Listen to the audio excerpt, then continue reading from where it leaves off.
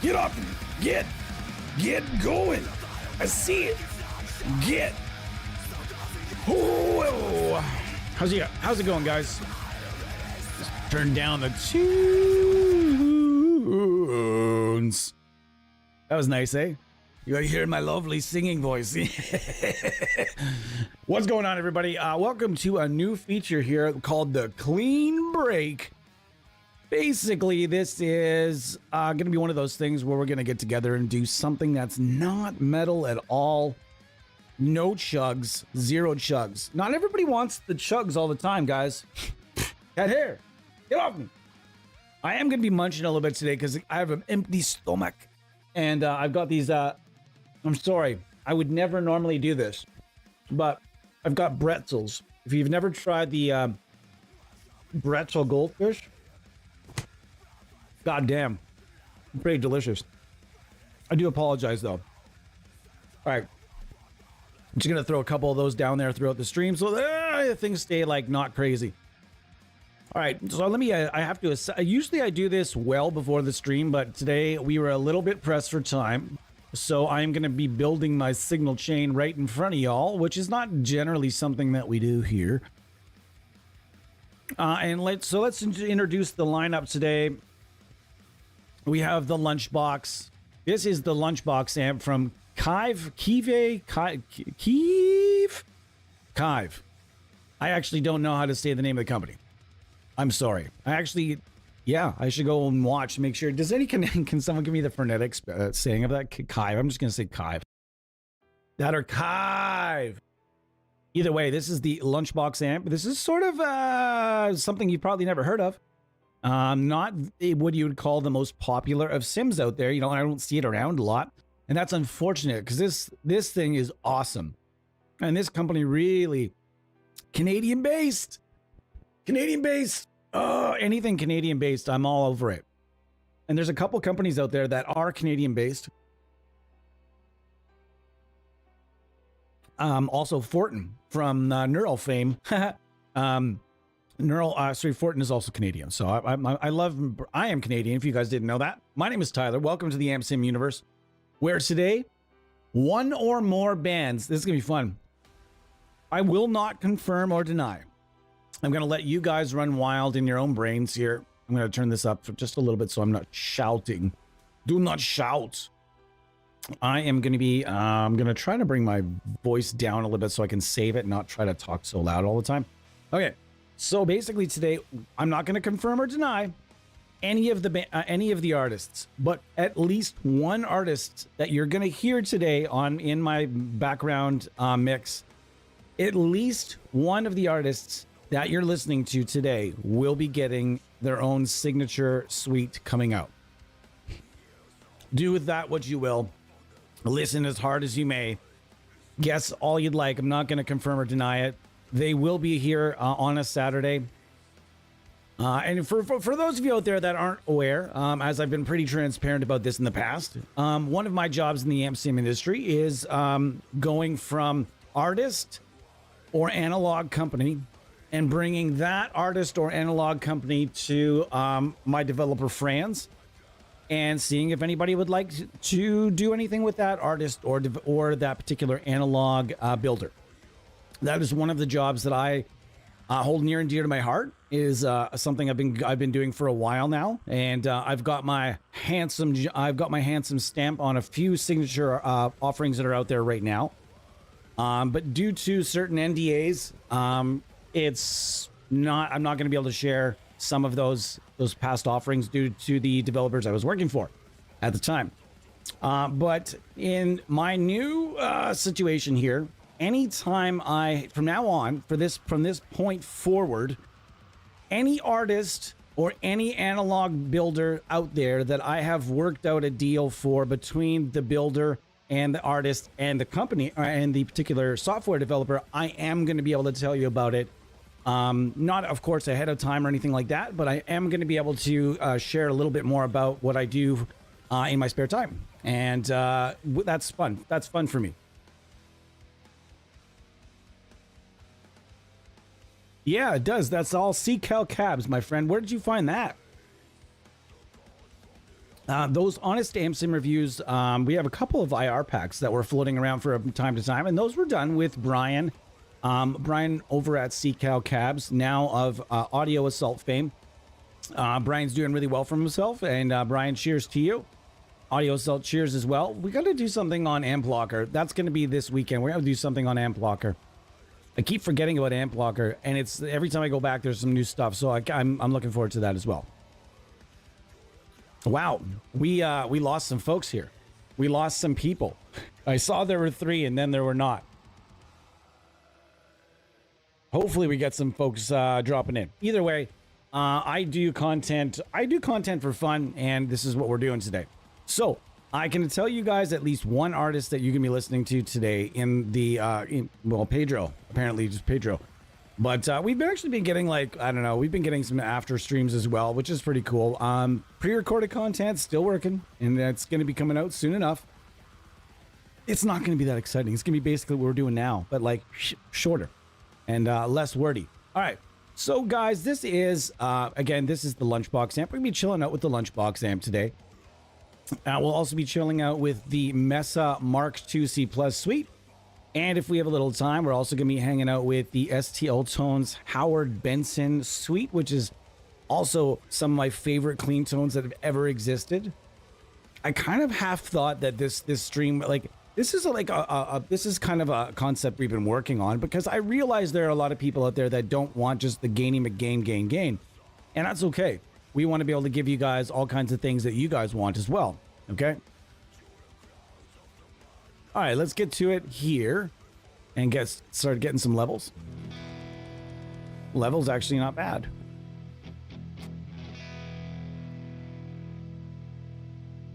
Okay. Now I'm going to have to make sure that we turn this up now, go back from the stomps. I'm going to go to the screen.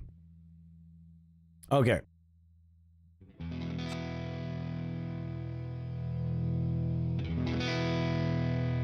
Now, as far as I know, that this is like it's sort of a Frankenamp, essentially. That the nice people over at Kive have done. I think it's a little bit Marshall, a little bit Vox, or something along those lines. I actually can't remember. It's been a while since I talked to those guys. Very, very nice people over at Kive, and thank you so much for giving this to us ages back now for review. Also, they've got a Klon Centaur here. And they've got some sort of tape echo and something called a Roombiance. I like Roombiance. That's pretty cool. Man, slow going today. Slow going today, folks. But we're just going to chill out. It might be 90 minutes today. Might be an hour. Who knows? We'll see how we're vibing, how we're doing. And guys, like I said, I don't like to, I mean, I'm not trying to sit here toot my own horn or anything like that when I talk about what I do. I just like to tell you guys about my past history and my team's past history. Don't forget, we have about 10 people here on our team. And most of them you guys will be seeing in the streams. Man, that sounds good. That sounds nice already. Very nice. Very nice.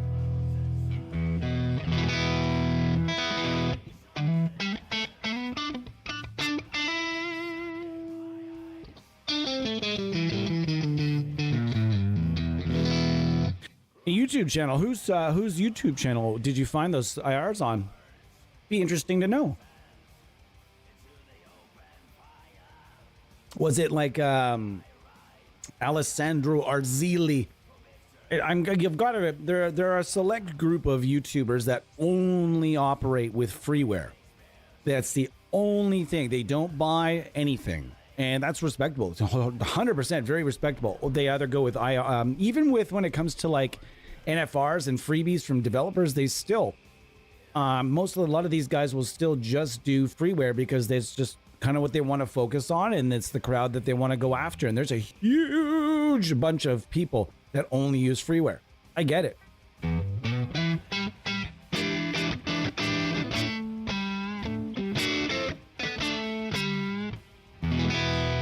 That sounds pretty good. So far, so good.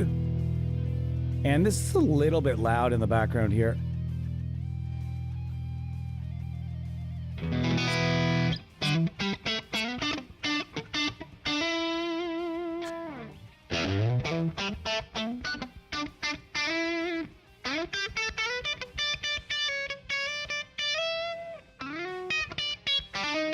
Nice. So I've got my Telecaster. This has got Nordstrand audio pickups in it, as well as a custom-made pickup that a friend of mine wound for me for specifically to go along with this set, which is kind of nice. Hey, how's it going, fellas? Why does it only show one person when there are many people here? That's odd. Hold on. Oops. What did I do? Ah! All right, I just fucked something up. I've got to start again. Sorry, guys. I'm a cheap ass. I'm not a cheap ass. I just don't have the means. I don't have the space to put another monitor, so I kind of do things on my phone. It just is what it is.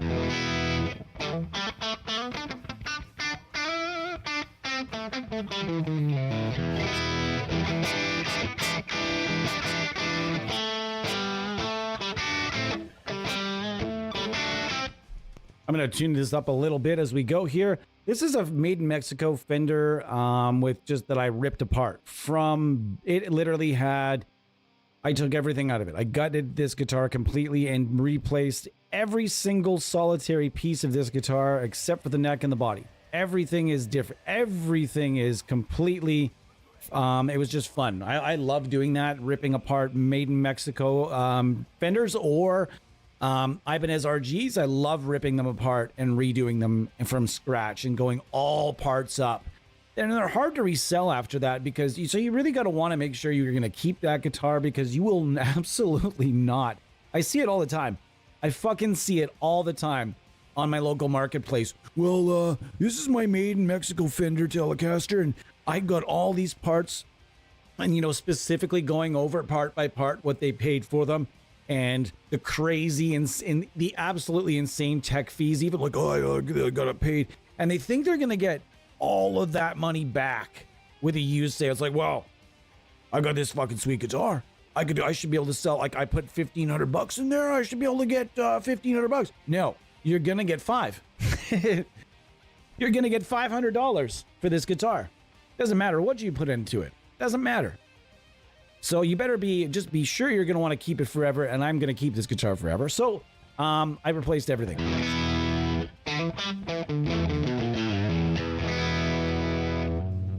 And if you can do the work yourself, fuck, is that ever fun? Whoa, that's got lots of comments here. Like a double running some errands here. That's fucking great, Eddie. Thanks for being here. Pedro, thank you.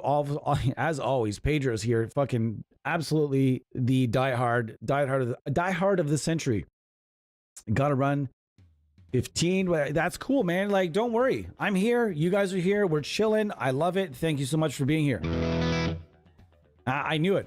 Alessandro Arzili. Yeah, that's the guy. It's funny how I was able to name the guy right off the bat because he's like a guy that goes after freeware. But you know what, though? There was one time where I had one exchange with that fella that I was not completely happy about. I will admit. Apart from that, he's a good guy. Good guy. Works hard, makes videos. I haven't watched one of his videos in a long time. Although I would assume all I have to do is head over to the old dump station at Amp Sim World and Tones and Sharing Tricks or whatever they call it. Go over there and you can, that's the dump station. I think there are still a lot of people in there chatting, which is nice though. But if you want my opinion, where you're going to get the absolute best, if you're looking for a Facebook group, the guitar and bass plugins group, it's slowed down quite a bit. But if you want a place where you are going to get mostly unbiased information, there's no developer loyalties hanging around, dangling strings, go to the guitar and bass plugins group. There's about 1,500 or 2,000 people in there. So, and I would guarantee you that almost everybody in that group knows their shit. There are very few people in that group that do not know their shit. And I firmly believe that everybody needs to check that group out if you're ever looking for like a really smart environment. Also, come see us as well. And if you guys want to post your links and don't spam it, we'll allow you to post them once. If you have a new video, if you is using Amp Sims, and if you're prepared to talk about what you used and everything, don't feel bad dropping a link in here. We won't be upset with you. All right, cool. Man, do I love country music, guys. I love chicken picking. If you guys are out there and you've heard me talk about this before, I am a very much beginner chicken picker. And I am not going to lie to you. I am not intermediate, not anywhere close to what you would call intermediate. Okay. I am a beginner and it's hard. It's so hard, guys. Please, if you're out there, guys, go out and learn some chicken picking. And just so I'm not insane. Am I insane? Am I just like, because when I chicken pick, it's like I'm playing a different guitar, a different instrument altogether. I was actually, for a period of time, I felt pretty good about where my chicken picking skills were at, but I've regressed. I definitely regressed. All right, so what are we doing today? We're hanging out. We're just talking about some clean tones. First in the lineup is the Lunchbox amp from Kive. Sorry guys, that's fun. Kiive. I'm not sure how you'd pronounce that. I'm going to say Kive. Maybe not. Either way, great Canadian-based company, and we are going to be starting off with this bad boy right here, the Lunchbox Amp Sim. This thing is smoking. This thing is unbelievable for cleans and unbelievable for edge-of-breakup and even some gainier stuff, more vintage. And that's going to be the aim of this. It's not going to be all clean tone. It's going to be clean tones, edge-of-breakup tones, vintage rock tones, something along those lines. It's going to be cleaner. No metal zone. You're going to hear metal because it's my playlist, but anyhow, I hope you guys are doing good. I'm doing great today. I hurt my back yesterday because I'm old, and sometimes we don't realize that we're old until we hurt ourselves trying to do something younger. Anyhow, so I'm really fucking sore today, but I'm happy to be here chilling with you guys.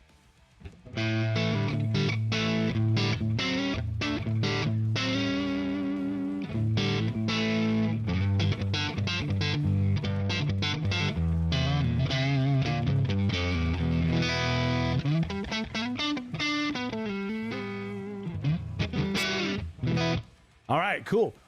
And I've been going over some old. I've been really trying to broaden my horizons and get my clean chops back in before we did one of these, because I last time we did like a clean bass stream, I just kind of sat here like, I don't know what to play. I know so many things, but I don't know what to do right now. I don't know where I am. What's happening? And then you just want to be like, something. Where's my distortion? Save me. All right.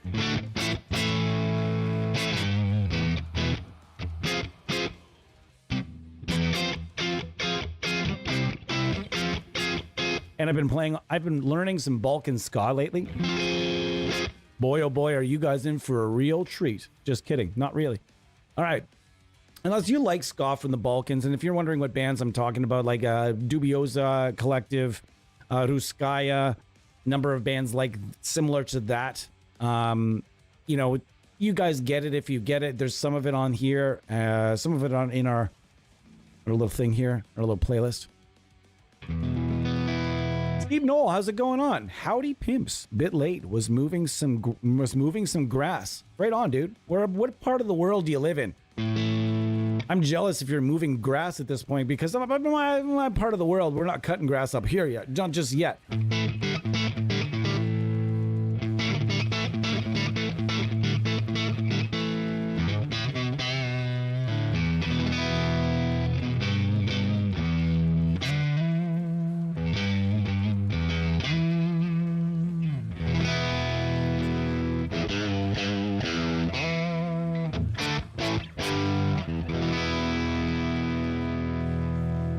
I may have backed this off.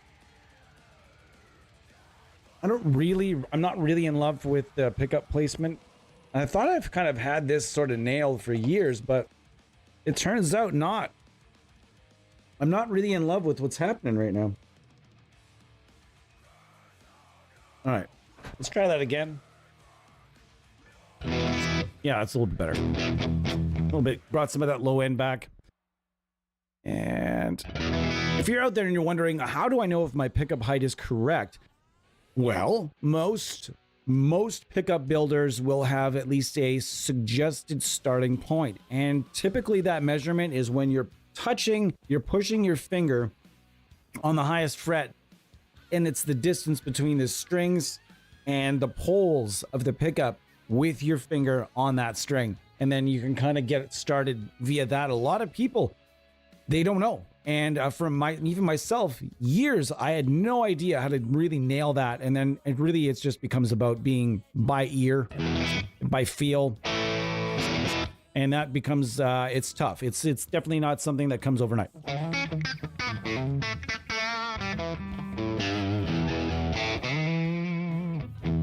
I'm having a good time today. Ye old Ohio. I've never been. I've never been to Chicago. Wait, that's Illinois. Ohio. Columbus. Yeah. Ohio's actually not that far from where I'm at. I have friends that routinely will go to concerts, and they will go play disc golf in neighboring states. Cleveland. Wait, Cleveland? Cleveland's Ohio. Yeah. No, it's not. Yeah, it is. Fuck, I am off. I am off today. I'm usually better with my American geography. All right, like I said, though, in the stream today, at least one band you're going to, or artist you will hear, is getting their own signature plugin.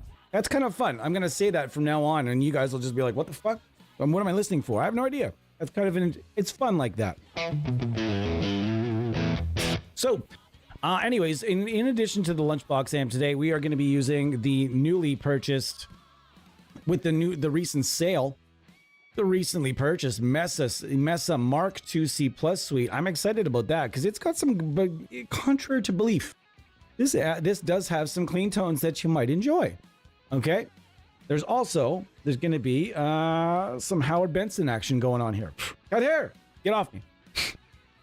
Gosh, they're floating everywhere today. And we are going to use this wonderful Howard Benson suite right here. And of this, of course, the amps we're looking for here are amps 4 and 5, the basement and the deluxe.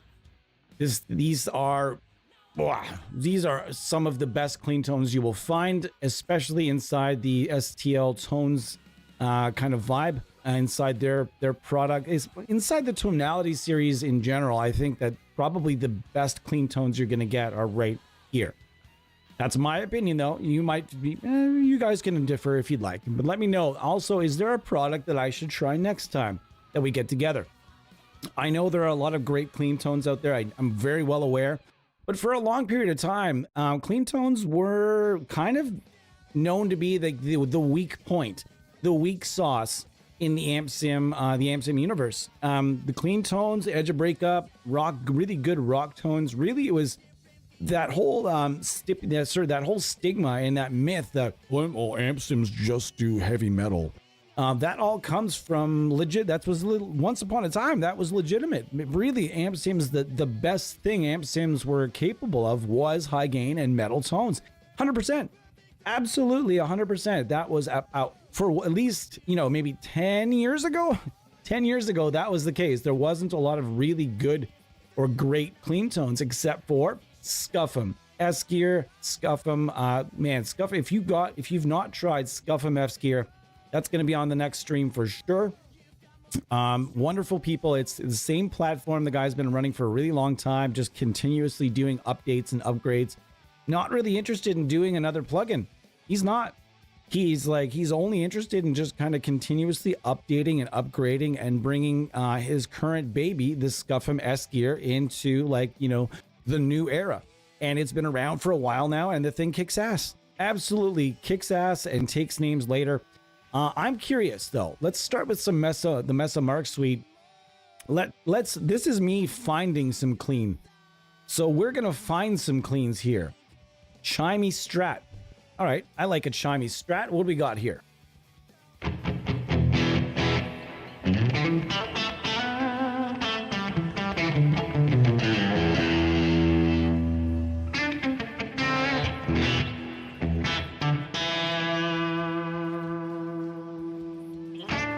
Whoop.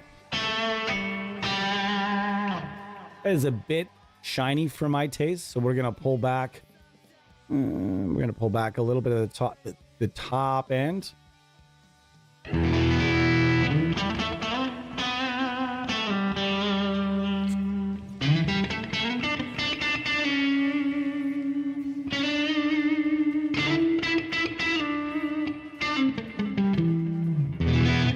Yeah, really, really great.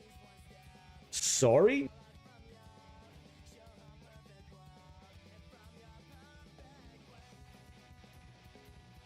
Hold on a sec here. Let me catch up. No way. Hello. Need to get the EMG's height situated. Yeah, man, that's one thing about EMGs. A lot of people think that you just need to like put your finger on the highest fret, and then it's just like all you need to be able to do is like do that. Do a palm mute, essentially a palm mute position, push down a little bit, and then it needs to be like this. A lot of people feel like it's that universally for every guitar, but it's not. EMGs could be anywhere from, I don't know, I would want to argue to say they suggest 2 millimeters, but no. There's nobody's ever used an EMG 81 with 2 millimeters, I don't think. Maybe? Is that seems to be a bit far. Or was it 2.5? 2 is not bad. 2.5, I think they suggested, and it was just, it's too far. Anyways, we could get it. We could talk pickup heights all day.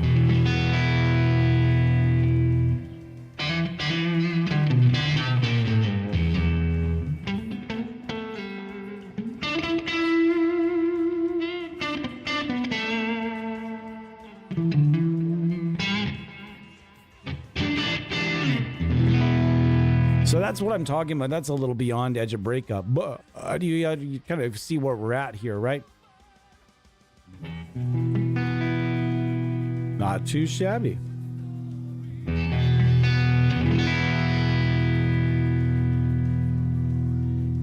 To me, that sounds really, really nice. And then I can do a little bit of, I don't know, a little jockeying of things with my volume knob here.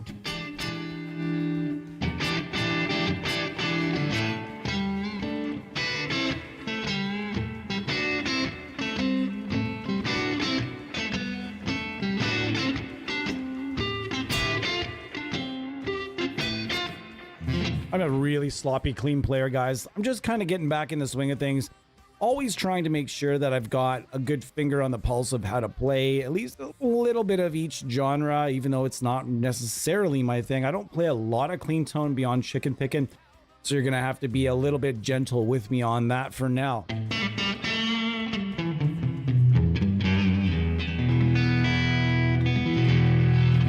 Man, that sounds beautiful. I don't know about you guys. It's quite loud, though. I'm going to bring it back. That is indeed a chimey clean. What do they got going on here? They got the compressor. That's what I love to see. More developers are putting a compressor in with their plugins. And thank you so much. Thank you so much for that.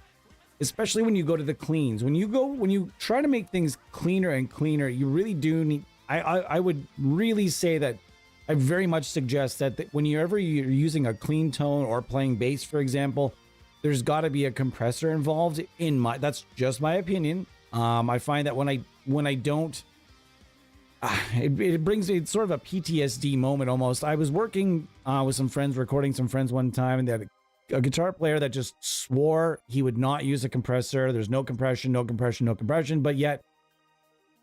Gosh, when you're trying to listen to it, the volume is just so up and down if there's no compression. So I would strongly advise checking out a compressor for your needs.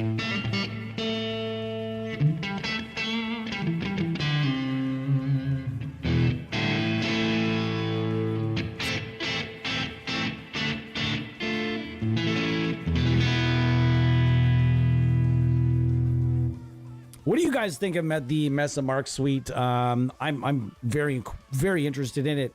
It's got the Plus and the Plus Plus, although we're not going to be using the Plus Plus because, of course, they take the clean channel right out of this one, if I'm not mistaken, and just it's all gain. So we're gonna keep it right about here. It's where we parked our car for now.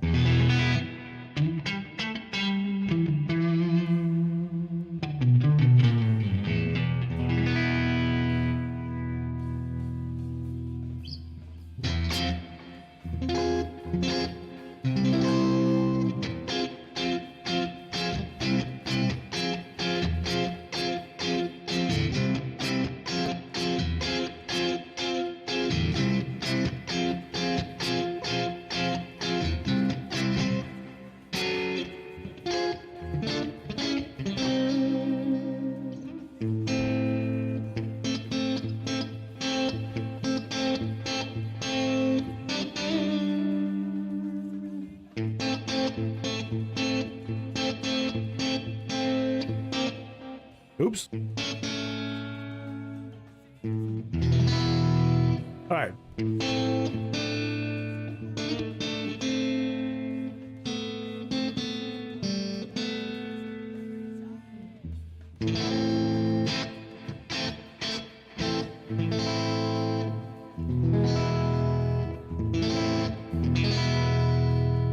Yeah, it's really nice. So if you're ever under the impression that just, because this amp is so well known for so many different gainier tones. I mean, every band from Dream Theater to Big Wig, and those are two very different bands.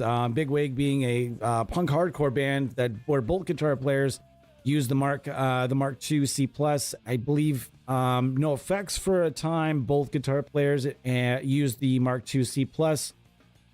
Geez, we could be here forever. And the one thing you're going to notice right away is as you're going through the names, basically anytime you're going through the famous names or any names that used an amp, and the artists are all over the fucking board, that means it's very obvious that means that particular amplifier is very well known to be super, super good at a lot of things. I'm going to bring my chair up a little bit here as I'm noticing my guitar is sort of out of frame. All right, so anyways,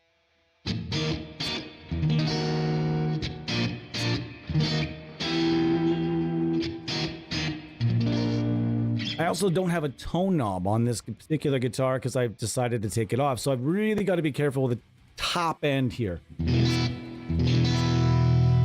because things can get awfully thin and awfully tinny real quick. And if you're curious at all as to how I've got my middle pickup set up, I've got these essentially wired like a normal Telecaster 3-way switch, and then this particular middle pickup is wired to this switch right here, like hardwired to it, so I can turn it on and off whenever I really want the middle pickup involved. And I love that wiring so much more than a 5-way switch and being like, oh, hold on, I've got to get my middle position. Oops, middle. My second position. Oh, I missed it. Like, I don't know. I just hate 5-way switches. I'm just a crotchety old man. Don't listen to me.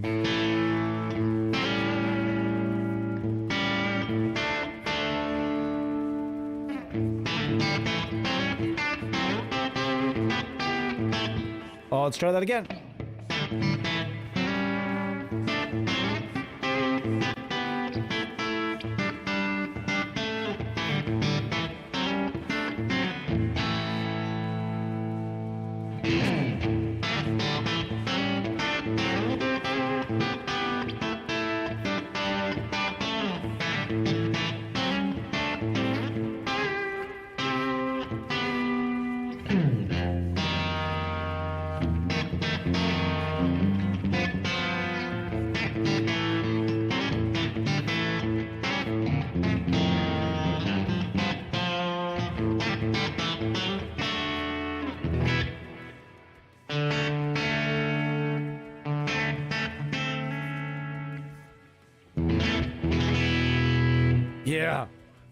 Yeah, I'm really like, I almost like the clean tones on this better than I like the distorted tones. I'm not gonna lie to you.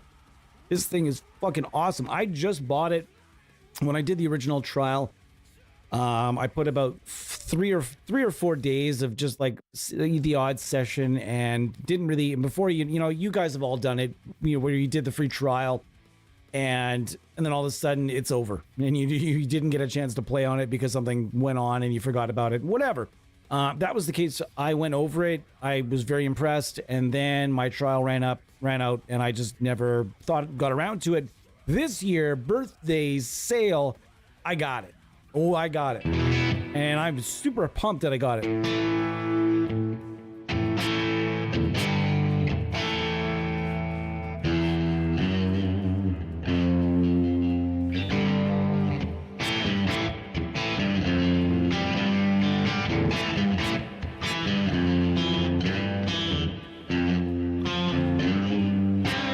Whoa, that was a bad note ski there. What are you gonna do? Shit happens. We're not all pros. At least I'm not sitting here. I mean, I was watching a live stream the other day, and all the guy did was just rip the shit out of solos, like not soloing along to anything. It was just one long session of just runs and rips. And I was like, there wasn't a lot of talking. It wasn't a lot of I don't know, man. Like, there's a lot of guys that can shred these days, that's for sure.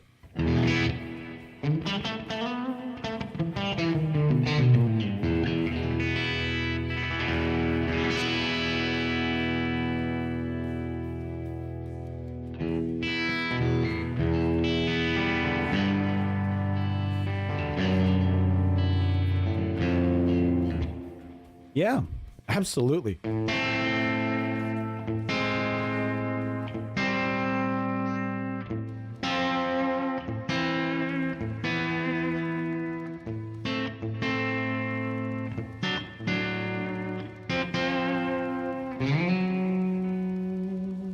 All right, let's see if we can play something nice and soulful.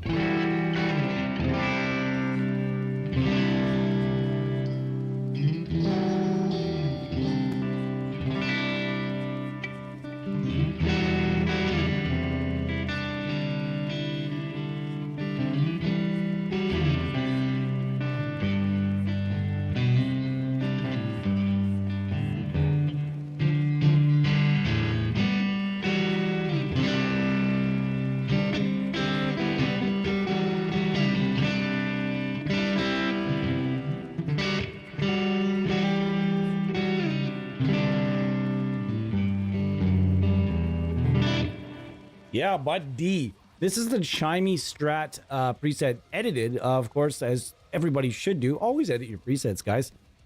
I mean, if you find a preset that you really, really like, you should be wondering, can I make this better? I once told, man, I just recently had somebody that came on and was chatting with me, and they're like, yeah, I like this particular plugin because the presets are really good. And I'm like, I mean, yeah, but do you ever mess with the presets? And he's like, what do you mean? I'm like, do you ever edit them? He's like, well, no.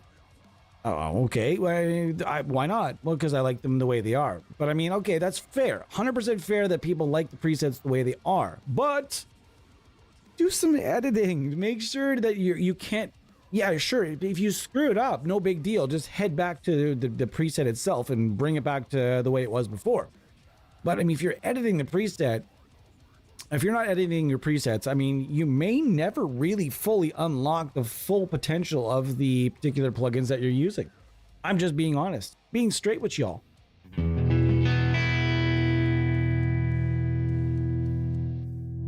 What do you mean by how much gain reduction?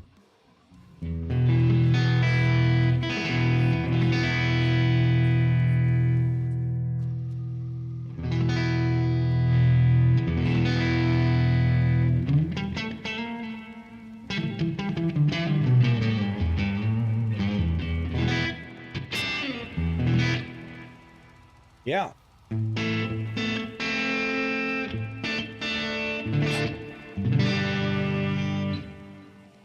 Then we go to like the Quacky McDuck kind of sound.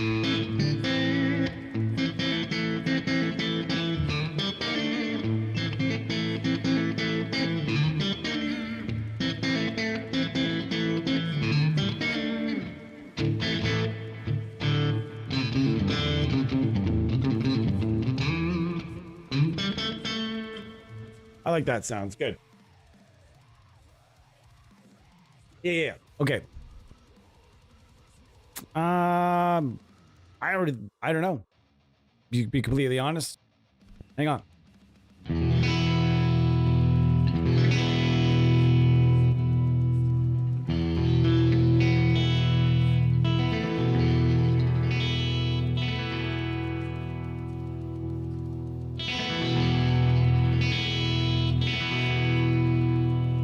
I also haven't messed with the compressor settings at all from the stock preset, except for going slow to fast.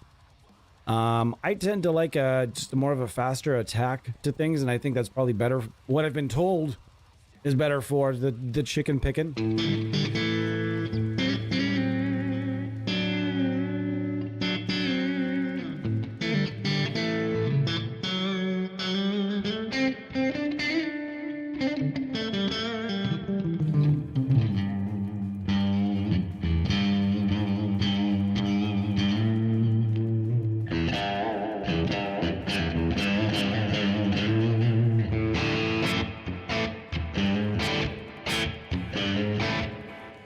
I like that. So let's go. Let's keep going. That was just one. That was one preset. Clean stadium. Let's go with the clean stadium. I would imagine this is going to be some sort of verby. Nope, doubler. Fuck you. Get out of here. I really don't like doublers. I've realized this. I don't like them, especially in headphones. Gosh, damn it, does it sound bad in headphones. And I'm not knocking on this particular doubler. I'm saying I don't like any doubler in headphones. Headphones, that is. Headphones. Remember, doublers aren't... man, I was on a particular user group, and I saw a user going off saying that, you know, this particular certain developer needed to follow suit with the neural stuff, and they needed a doubler in every plugin. I'm just like, holy fuck. The doubler is literally the most... It's such a frivolous effect. You know what I mean? It's literally just for your own jamming. That is it. This is the only purpose it has, is your own rehearsal. And it's only pretty much out of your monitors as well, because like I'm finding it sounds really, really bad in headphones. And I just don't understand where this like entitlement came from in this demand and need for doublers. I don't understand.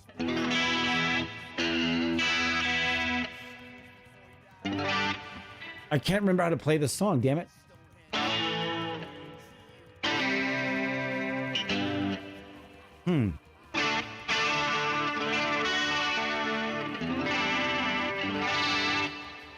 That's a little bit vibey for me. Let's turn that back and the mix back a little bit. See, edit. I'll bet you I'll find something I like even better. Yep, I did. Found something I done like better than that. This would be really great for Dire Straits. For someone that could play Dire Straits. That's the other challenge for you guys. If you guys know a guitar player that's like really like King of the Castle, I am so good, I am very good. If you know a guitar player that really, really feels themselves as a guitar player, and and no judgment to guitar players that have a good self-confidence, that's nothing wrong with that. If you know a guitar player that fixes themselves as a very talented, virtuosic guitar player, challenge them to go learn some Dire Straits, and I'd love to see it. That is very, very difficult stuff. Especially, as always, we've got sirens we're featuring here in the hood, and I do apologize. Man, is that ever glassy.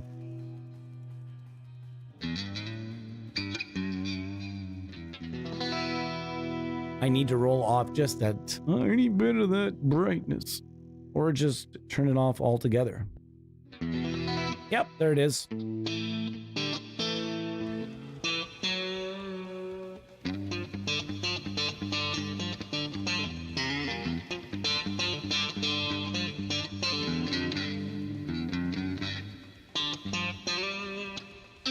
I don't think I'm gonna nail this lick though.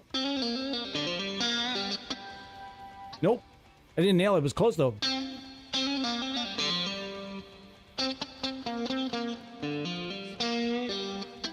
So let's see if I can do it. Nope. I used to be able to do it at the speed. It's a fun lick.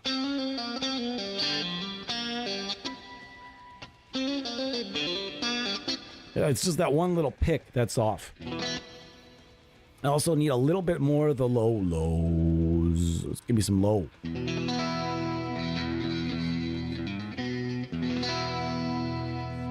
That's nice.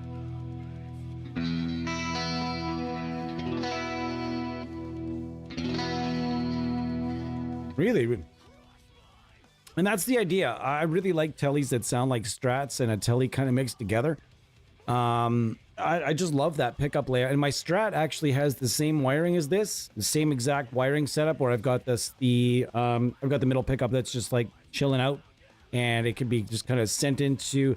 I would never run all three pickups, although you can. I just don't because, I don't know. It's not a sound I really like. Did anybody else get anything from the anniversary sale, guys? Anybody? I hope you guys did, because man, it was a good sale. It was 50% off, and everything was available.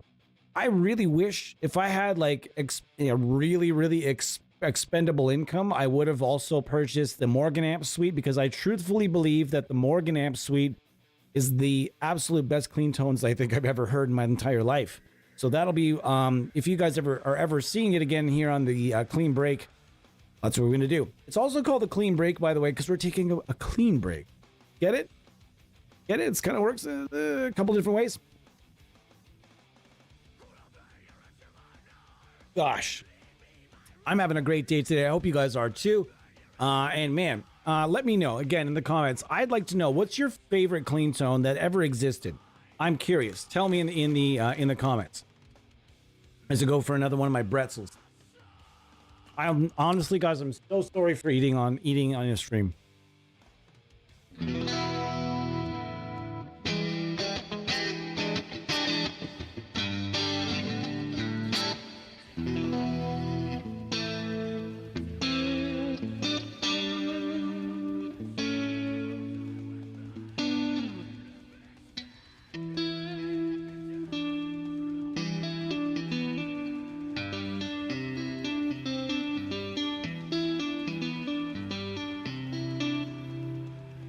That's not what I want for a tapping tone.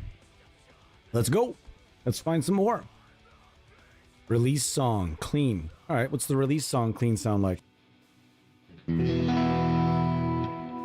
That's pretty cool. Let's see how that sounds for tapping.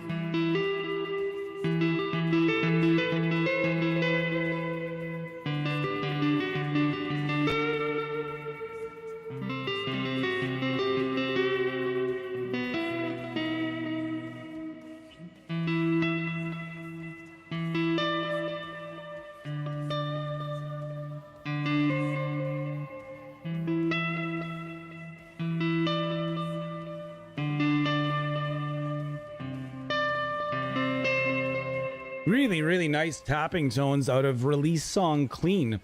I'm really digging that. I love it.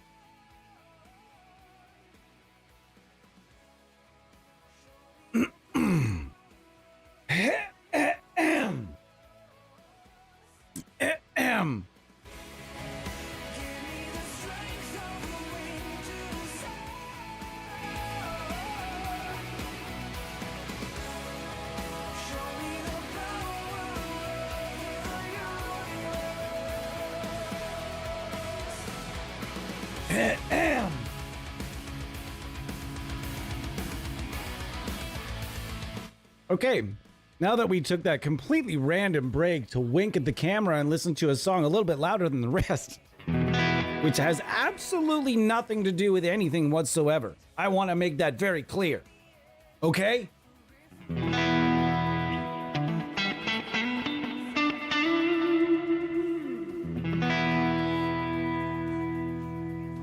Ba-dum-bum-bum. My favorite cleans are Smashing Pumpkins. I like that. I like that. Smashing Pumpkins does not get brought up enough when it comes to great guitar tones because it's so unique in their tone. They're using the hyperfuzz for rock as opposed to, like, you know, Stoner Doom. They were the original hyperfuzz band. They were the band that really took the hyperfuzz and fucking ran with it. And I think that's often kind of pushed aside when the hyperfuzz comes up because it's all about the doom, bro. Just nothing but the doom. And I love the doom. You guys know we love doom around here and fuzz. But it's worth mentioning that the Smashing Pumpkins came and they were using the hyperfuzz, I'm assuming, well before these Stoner Doom bands that probably weren't even together when they were using that bit. Excuse me. Pardon me. So yeah, anyways. Pedro, oh, was that a good O or a bad O? In any event, lots and lots of different signature and different license things coming out this year, and a lot of it's coming across my desk and through our group chat. And boy, oh boy, are you guys going to be excited about some of the stuff that's coming out. Here's one thing I want you guys to like. Have you guys not noticed the amount of gigantic fucking bands out there that don't have signature suites at all? And you wonder why not? Why are we still looking at, and no disrespect, okay? I want to make sure that everybody understands I'm not disrespecting any current artist that has a signature offering, okay? Is that out of the way now? Because there are some huge names like, you know, John Petrucci and so many other huge names that have signature suites. But there are also lots of really big bands. Like, why doesn't Adam Jones? Why does Adam Jones not have his own signature plugin? I realize that this, to some of these artists, like that percentage of a plugin sale might kind of be like pocket change in comparison to like a signature guitar for some of these guys, but at the same time, money's money, and all you're really doing is you're not putting a lot of your time behind it. So guys, I think that, I mean, last year we saw like Tom Morello and we saw a lot more of that. I think that you guys are going to see even some cooler names, whether it goes up or down. Why aren't some of these underground bands being considered? Why aren't, you know what I mean? Like, where's the barometer? What is the benchmark for a signature artist? I think it comes down to, can they market it and can they sell it? Will people buy it? Do people enjoy that artist enough to purchase a plugin based on their guitar sound? And I think there are a lot more than we might think out there that there are a lot more out there than you might think that could probably sell a plugin really well. And we're going to see some really interesting artists just by what's come across my desk. You guys are going to see some really interesting artists come through your neck of the woods when it comes to, there's going to be, how do I say this? There's going to be some signature artists this year that make people go, hmm? And some people that go, oh? And some people going, what? Wow. How? You know, there's going to be a lot of that this year, I think, judging by what I've seen so far. But I'm also the guy that is ignorant enough to admit that I had no idea whatsoever who Pliny was when Archetype Pliny came out. I had no idea who the man was. Not a clue, but he was very popular in another circle, right? Nothing else in a circle that I follow. So it's going to be some interesting stuff coming out that's probably more circle based than overall user base, if that makes any sense to you guys. Okay, hopefully it does. Burning Clean Channel. This sounds, how gainy is it going to be? No, that's too gainy for the pickups that I'm running right now. I am running some I'm running single coils and they are not noiseless, I don't think. So let's not fuck with that too much. Let's go through the users So you're either the artists. What do we got for cleans? Harry clean chorus. I like this.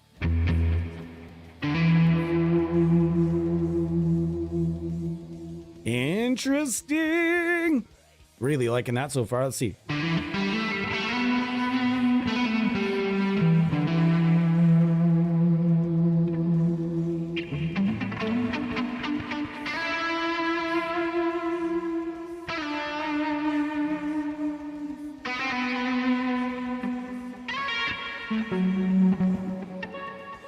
No, we're not going for... I'd love to go for some sweeps here, guys, but I'm just not there yet. I know I can rip them, but I'm just not there yet for you guys where I feel comfortable enough that I know I'm not going to flub some serious flubbage.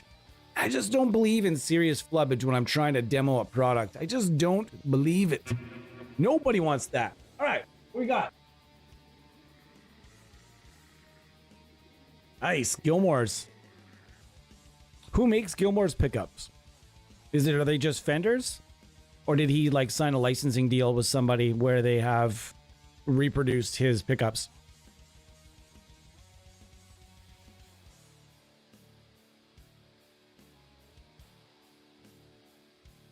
I disagree. I disagree, Freyskin. Remember, we have to remember that the signature, I mean, sure, having all those effects available is not that big a deal, right? I mean, I don't really think it's that big a deal. It would be a diesel. Okay, let's be honest. It'd be a diesel, a vintage Marshall, probably unlicensed, because good luck getting that licensing. Actually, I think the licensing diesel belongs to Brainworks, and Marshall, of course, Marshall is with Softtube, so good luck licensing that anyway. But anyway, let's keep dreaming here. Say it's unlicensed, then what then you're gonna have how many stomps out front? And in theory, if you were a developer and you wanted to cut on some costs, you wouldn't necessarily need to model all the channels of the VH4 either, just channel 3, maybe channels. I think he uses channels 2 and 3, mostly just 3. So you could probably cut back on the modeling by cutting out a couple of channels, kind of like they did with the VH4 in that one, I think it's Will Putney's Tonality, where they just lopped off a channel they didn't, never going to use, whatever. And I think they just made it a 2 channel, 3 and 4. I could be wrong on that one though.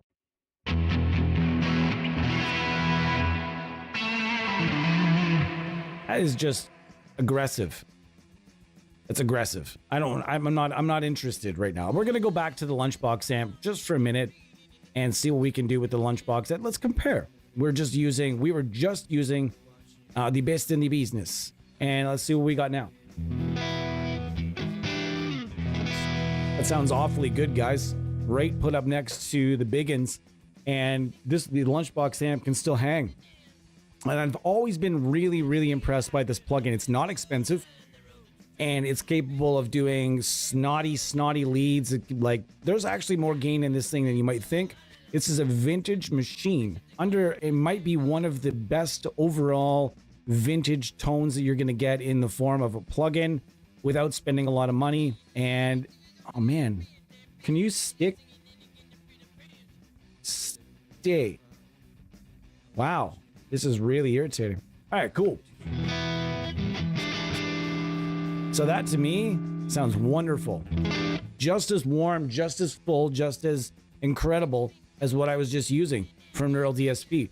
So again, guys, don't ever think to yourselves that there's just one top of the heap out there. Yes, Neural DSP is fucking fantastic. Their stuff is amazing, but there's other stuff out there for you that might not have the marketing and the muscle behind it that you might be able to find for pretty darn cheap, and that might impress the shit out of you. So this one is one of those plugins that, to me, every time I play on it, I'm more impressed than the time before that.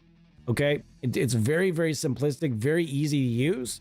You've got your cabs right here. You've got a few different cabs. You've got a Marshall, a Vox, a Mesa, and a cab bypass. Super simple. Not a lot going on under the hood. It's just ideal placements. You're not going to be able to edit the cabs, but that's who cares? Who cares if it doesn't have the 3D mic section? Who fucking cares? Just go get some really nice impulse response libraries, if ones that are on board. If you don't dig them, I found this was a bit interesting though. This right here says VX 412. I've never seen a Vox 412 cabinet in my life. Do they exist? I've never seen one. That surely doesn't mean that doesn't mean that they don't exist, but I've never actually seen one. I wonder if they meant to put 212. Either way, let's go with Vox.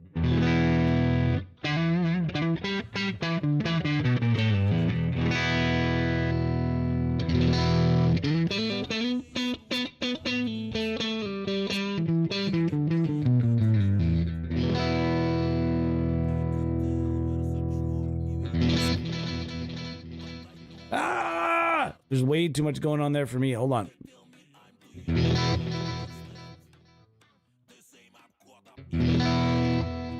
This is a great cover.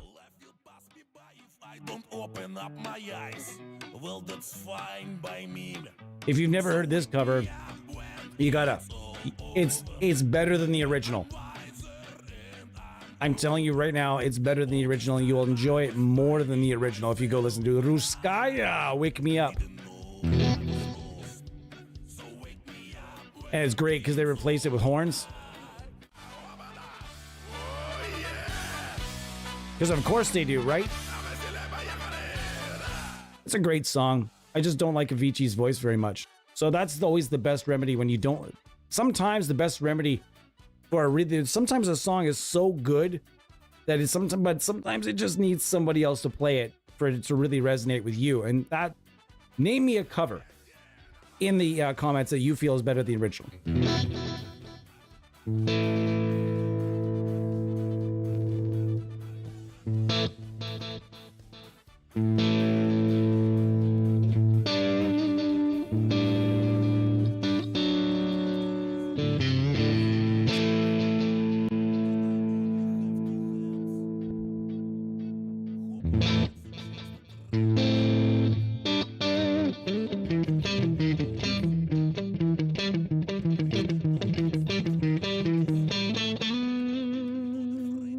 That's really great sounding plugin, guys. Warm, and they're doing some more. As far as I know, they are going to be doing some more amp sims, and I can't say exactly which amps. They did send me just sort of a little like, hey, check this out kind of thing. I'm not sure when it's coming. This was some time ago now that they, if you like this, you'll really like this, you know. And they sent me some images of some stuff they're working on, and I can say that there's going to be something for guitar players coming out, and I think you'll dig it. I also really like that they had this kind of like this sort of Persian-y type rug underneath. Looks like a jam space. Very, very, very cool. I like that.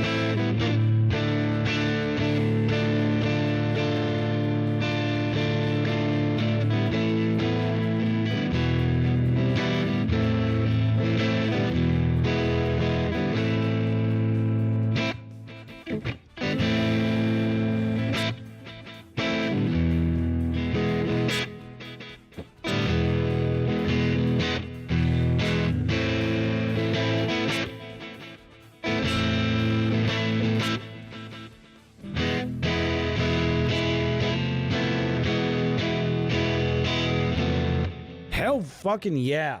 That was a nice little jam. Just find some chords you like and jam on it. I don't do a lot of chord strumming with gain.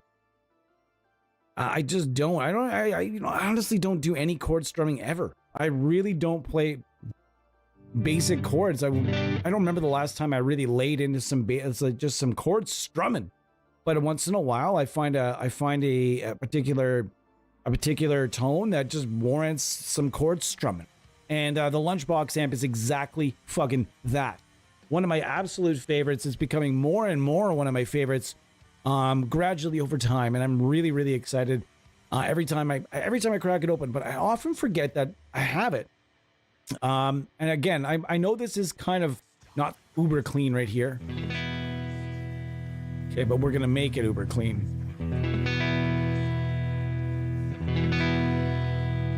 That's really nice.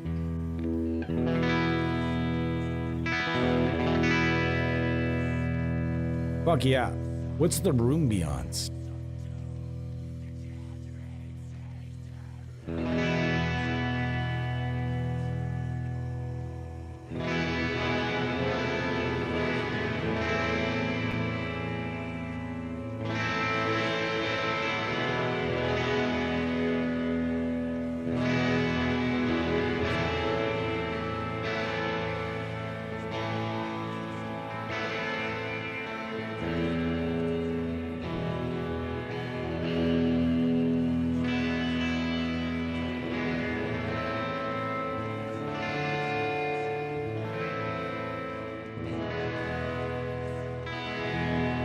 Fucking right on.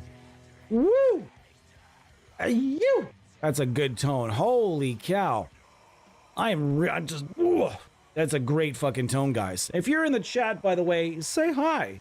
We're not going to bite you. I am going to take a 3-minute break. I wasn't sure if I was going to be on 90 minutes or 120 today, but I've kind of found a vibe. But the first 15 minutes or so was really tough on this one. I came home from work in a bit of a.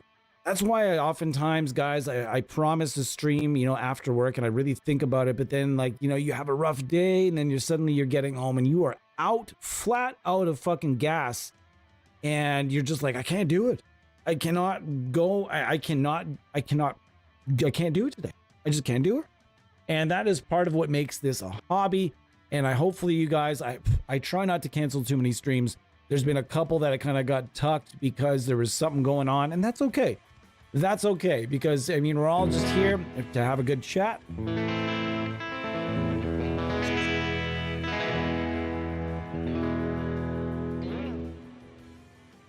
Hold on, let me go back here. What was the verdict on the Thermionic VH4? I'm going to be honest with you guys. I've tried to reach out to Shane a number of times. Shane and I have spoken many times in the past. Back when I was doing Honest AmSim reviews, I was quite easy to reach him. However, I have reached out with 3 emails and a Facebook message as well, and that was delivered, and nothing yet. Although, you guys have to understand that developers, especially kind of one-man shops like Kazrog, which is you know, there's one, I'm sure he's got employees, but there's kind of a one-man shop from my understanding. You have to remember that developers are very, very, very busy people. Very, very, very, very busy people. And I don't understand how they don't, how these people must have clones. Like, I'm honestly, I feel like Daniel from Aurora DSP has figured out how to clone himself. I figured that that and Luca Capozzi, they both have figured out how to clone themselves. But anyhow, Shane has not reached back to us at this point, and that's okay. I don't mind. It doesn't bother me. It doesn't make me want to support his stuff any less. I'm absolutely in love with everything he's ever built, and that won't change tomorrow because I didn't get an email back. My heart is broken. He's a very busy man. I half believe that maybe at some point he'll get back. He also, if you're not on his mailing list, Kazrog actually just put out a little teaser that something's coming. I'm not sure what's coming, but something is coming. I want to guess as to what it is, but at the same time, I don't want to guess. I have a guess. I have a theory of what it could be, but I'm not gonna bother just yet. Yeah, I mean, you should. There's nothing wrong with emailing over to a developer. There's never a bad thing. Some developers are at a level where you probably won't see a response from anybody notable. I'm just going to be honest with you. Certain developers, you can throw as many Hail Marys as you want. Sometimes the best way to get their attention for the big developers is maybe go to their user group and see if you can connect with an admin or something like that. It's tough getting noticed by a very large developer.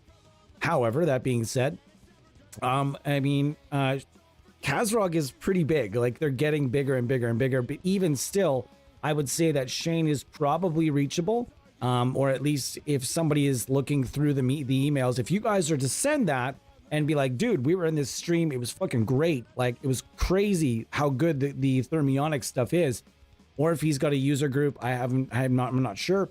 Go in there and go ahead, hit him with it.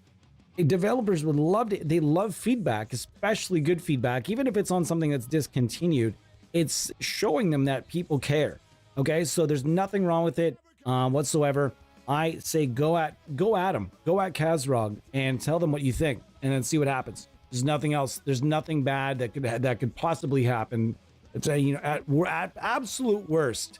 They say thanks, but no thanks. Thanks, we got this, or maybe they don't get back to you at all. That's the worst case that can happen. So even if you're an influencer or a content creator, the worst they can say is no. So I definitely have a list of steps.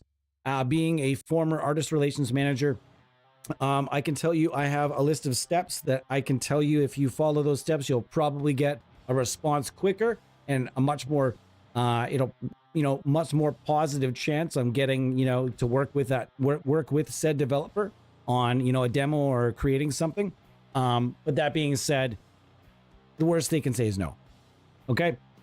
All right, guys, I'm going to be 3 minutes and I'm hoping you guys will stick around. Thanks so much for being here. I'm going to be back.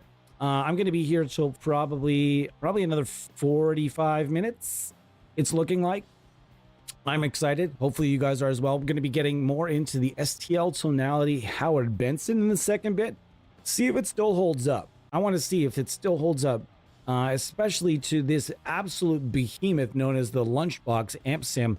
This thing is an absolute beast, guys. It's a hidden gem. Go and check it out. That's my challenge for you when I'm gone for the 3-minute break. Go and check out the Lunchbox Amp Sim from Kive Audio, Kiive. And I guarantee you're going to be impressed by this, even if you can do the free trial. I strongly advise doing it. I'll be 3 minutes. Thank you so much for being here. I'll be right back.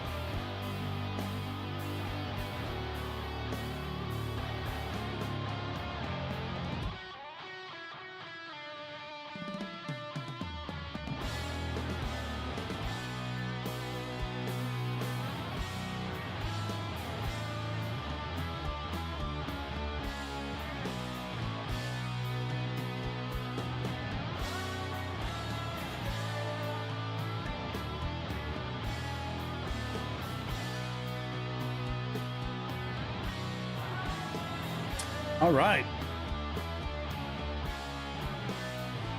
Fuck, I love Monolord. God, do I love Monolord. I absolutely love that band. I don't care who. I don't care. Like it's one of the bands that I will over and over and over again just absolutely gloat about.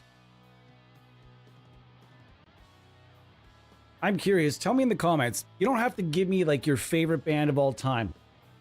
I want to know one, just one of your all-time favorites. Asking any musician, what's your favorite band, is an impossible answer. The kids, I try to teach that to the children that I work with. I try to teach them that, like, that's not a question that any person can really answer. Like any musician, there's no musician that can answer, who is your favorite band?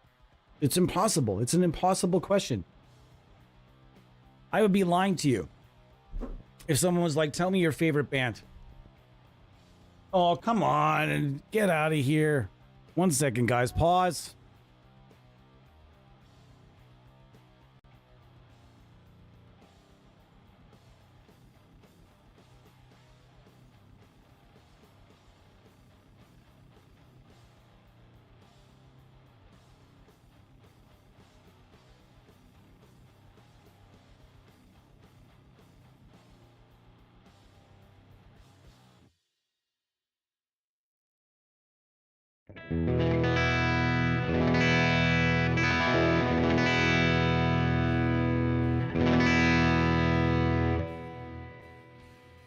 We had some ambient noise that could not be.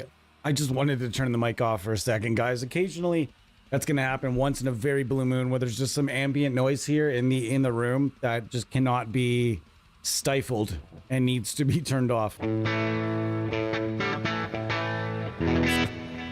That's too hot. Still too hot. Still too hot. Hold up, folks. All right, cool. So I went and grabbed my other Telecaster, one of my other Telecasters. I have a few. And this is, again, made in Mexico. This is a PAF Pro made by DiMarzio, and this is a humbucker from hell. And this is kind of, I know, this is, anytime you see this guitar in my hand, the goal is probably going to be rock. Rock or punk. As this guitar is perfect for both skate punk kind of music and definitely vintage rock, anything like that. Clean, it'll do blues, psychobilly, rockabilly, that type of stuff. And man, am I ever having a trouble getting the B to stay in tune today.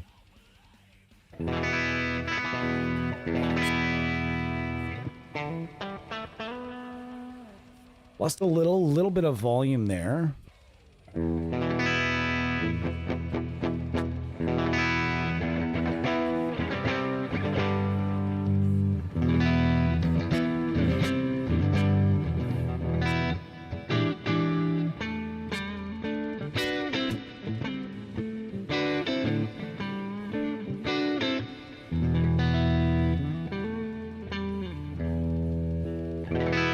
Yeah, sounds great. And we're just hanging out with the Lunchbox amp today. We're also hanging out with Tonality Howard Benson. Oh, Howard!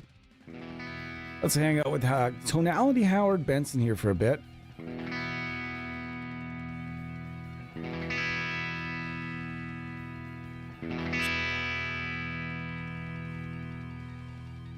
Lots of Wheatleys in the background. Okay, so this is going to feature the old style cabinet. This is not going to be similar to like the Lassie Lambert plugin or anything like that. It's a bit different, but we can just we're going to right about there. And you've got, of course, your distance, angle, resonance, high pass, low pass. I would like to, I think it's only one cab at a time. It would be nice. I wouldn't mind some, like a dual IR loader. Again, it would be nice to see them do what they can here with maybe bringing some life to their older tonalities by maybe switching up a couple different things. Like a dual loader would be kind of nice to have in all the different tonalities. But this one has the best clean tones.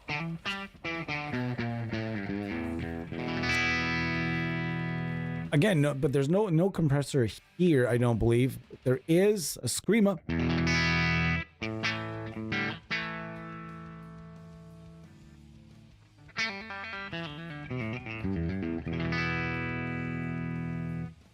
What is this cat up to?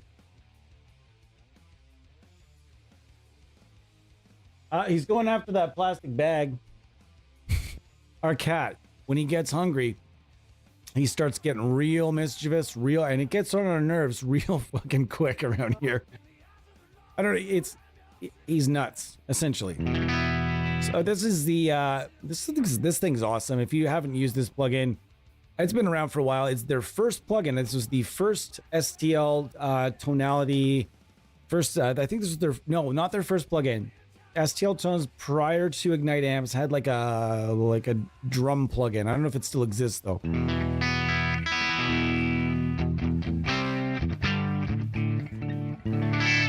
That's a bit loud now. Sorry, folks. It's quite bright already, but we're gonna see what the bright's up to.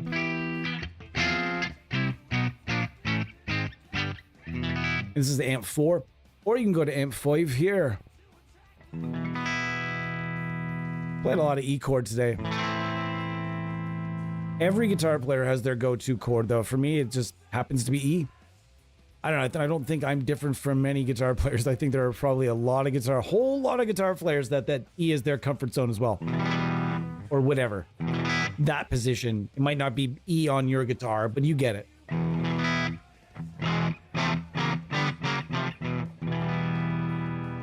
Cool. So again, this is pretty sick. You get a few different things here. You've got internal IRs. You've got the matching cabs. All of it's pretty good. For the loading window, there's not much to it. There's just like the forward and backward arrows. I would suggest if you're wanting to use your own impulse responses, just bypass the cab and use your own loader. For example, the STL Tones Ignite Amps Nadir. And this is my favorite loader. It gets the job done. It's easy to use. It gives you dual back and forth. It gives you the blend, balance, etc. You can add a bit of room. You can add a little bit of different things to it if you'd like, and make things sound however you'd like. And but in this case, we're not going to bother with that. We're just going to kind of stick with what's inside the plugins for now.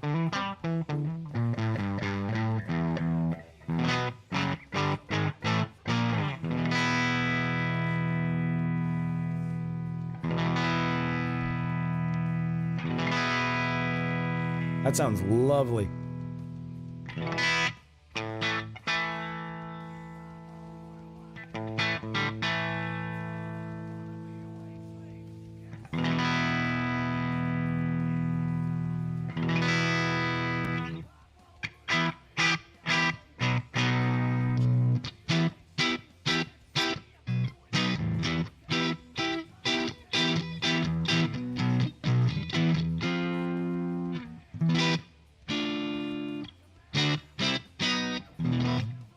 Yeah, hell yeah.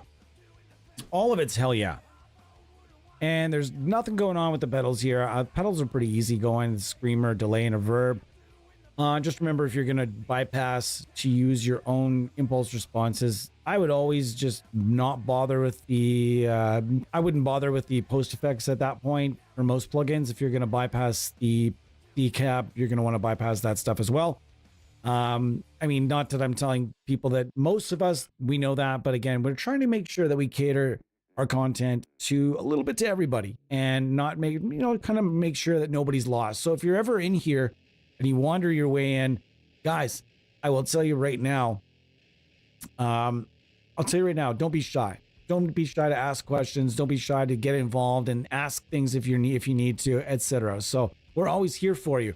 If you're brand new and you're just like, whoa, listen, this is way over my fucking head. Can you like slow down just a tiny bit, or just kind of break this down, or maybe even point me in the direction where I could get caught up to speed so that I can kind of swim with all of you guys? that's fine. We can slow things down. We can definitely do a sidebar a little bit, and all of us here are happy to help newer users or people that are just maybe even considering getting into it, haven't even jumped in yet. They're just watching some content to see, are amp sims for me? Yes, they are.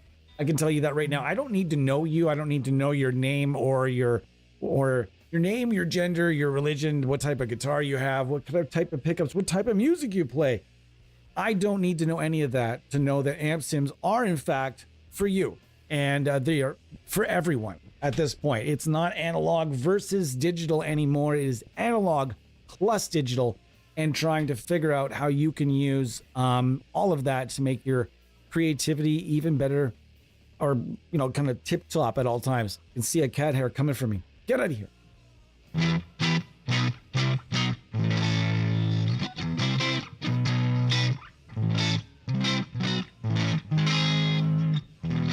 I've been kind of just dabbling, wanting to play a little bit more ska music lately, and that's okay. When I say ska, though, I'm not out here trying to play any real big fish.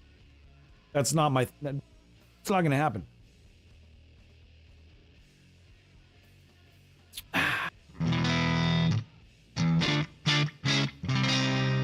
And that's fat sounding. Big old fat sounding. This really, really great. So you got amp 5 and you got amp 4 here in the amazing STL tonality, the original Howard Benson and Mike Plotnikoff. Plotnikoff is a Canadian, I believe, if I'm not mistaken. And if you guys want to watch a really interesting little documentary that he's actually got a little mild part in, there's a studio in Vancouver that was just sort of built for recording jingles. Because these people that were writing jingles, they were just tired of trying to book studio time to record their jingles. They're like, we're just going to build a studio and cut out the middleman, and we're going to do it ourselves. And then after hours, the guys that would man the boards and would also record other bands. And then it got so popular that eventually they shut the jingles down and made this gigantic studio. Where does this come into play? Well, it's in Vancouver. It's called Little Mountain Sound, and it turned out to be the place where some of the huge records were made. And there's one really key ingredient to the reverb sound in this room, and you guys will have to watch the documentary to figure out what that is. It's kind of fun. It involves a loading bay, and they explain the whole thing. So it's called Little Mountain Sound. It was done by Global News. It's on YouTube, right here on YouTube. You guys can go look it up. I think it's about it's under an hour. And Metallica, Black Album, and Motley Crue, Dr. Feelgood, number of other gigantic albums. The Razor's Edge, if I'm not mistaken, was also done there. So guys, if not the Razor's Edge, there's a couple AC/DC albums done. I can't recall which ones, but go watch the documentary. It's a lot of fun. And Mike, why are we talking about this? Well, the guy right here, this is the guy's name, Mike Plotnikoff, got his start at that studio right there.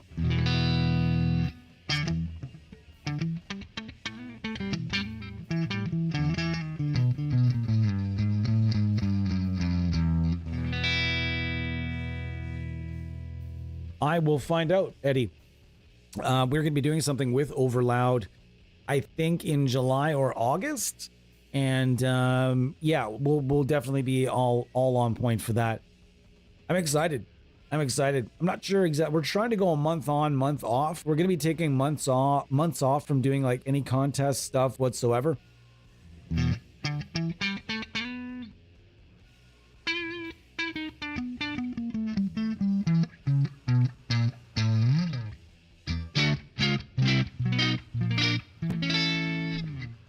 Man, this is their first plugin. This is STL Tone's first plugin with Ignite amps. And I remember when this came out because everybody and their sister was trying to make gent demos with this thing. They were trying their absolute hardest to squeeze every bit of gent out of this thing. And there really is no gent in this thing at all. But they were trying oh my gosh, the demos were just like, I don't know what they knew they were getting into with that one. I think it was like, these guys know rock tones. They know radio rock tones. they know, hardcore, some metal tones. But most of this suite is designed to stay in the rock lanes, whether it be American hard rock on Octane, or whether it's like rock like AC/DC, or classic rock or vintage rock, dad rock, whatever you want to call it. This is your bag right here. We're gonna end up kind of featuring this one probably more often than not, because this one has some of the best rock tones in the business as well. Right here through this amp, right here, this is a Canadian-made Wizard, and still a plugin, an amp rather, in the analog world that has not been tackled enough. There's only one, maybe I think two different representations of the Wizard, and man, the Wizard amps are legitimate. They are fucking fantastic amps that are used by AC/DC. They're used by the Tea Party. They're used by, you go look them up. Oh my gosh, my back is really killing me, and I'm trying to sit in a way that is like pro back. Butt rock, fine, butt rock. It can do that too. Although, I mean, like, when you say butt rock, I mean, are we talking, like that kind of stuff, like in the 90s, like that kind of stuff, like Scott Stapp?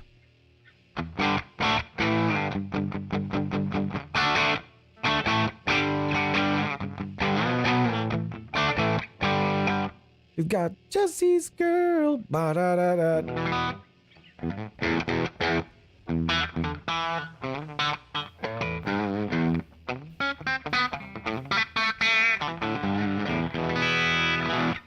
Yeah. This amp sounds fucking great. Holy cow. Oh, this suite is good. Real good. And sometimes I need to remind myself just how fucking good a plugin is. Yeah, this by the way, this summer in July and August, I'm gonna try. I don't know if I'm gonna be able to pull it off, guys. I'm really gonna try hard to do a daily show of 60 minutes or more. And obviously, I don't expect people to watch every single day. That would be insane. But just for the sake of it, I might do a single plugin. We're going to pick a plugin, and I'm going to come on, and we're going to talk about that plugin. We're going to talk about, whatever, the amps that are surrounding that, and the different players associated with said amps. We're really going to get into depth with each one of these plugins. I think that's a fun idea. Maybe not. We'll see. That's something I think when I use plugins like this, and I know that I could do a 3-hour session with just this plugin. That's it. Just this plugin. I could probably pull off 3 hours with it. And I don't do 3 hours very often. If you ever see a stream here go over 2.5 hours, I'm really enjoying the moment. And you guys must be too, because I usually only stay on here when you guys seem like you're giving her, and you probably, the conversation could keep rolling. Ow. Man, we got some characters in this neighborhood.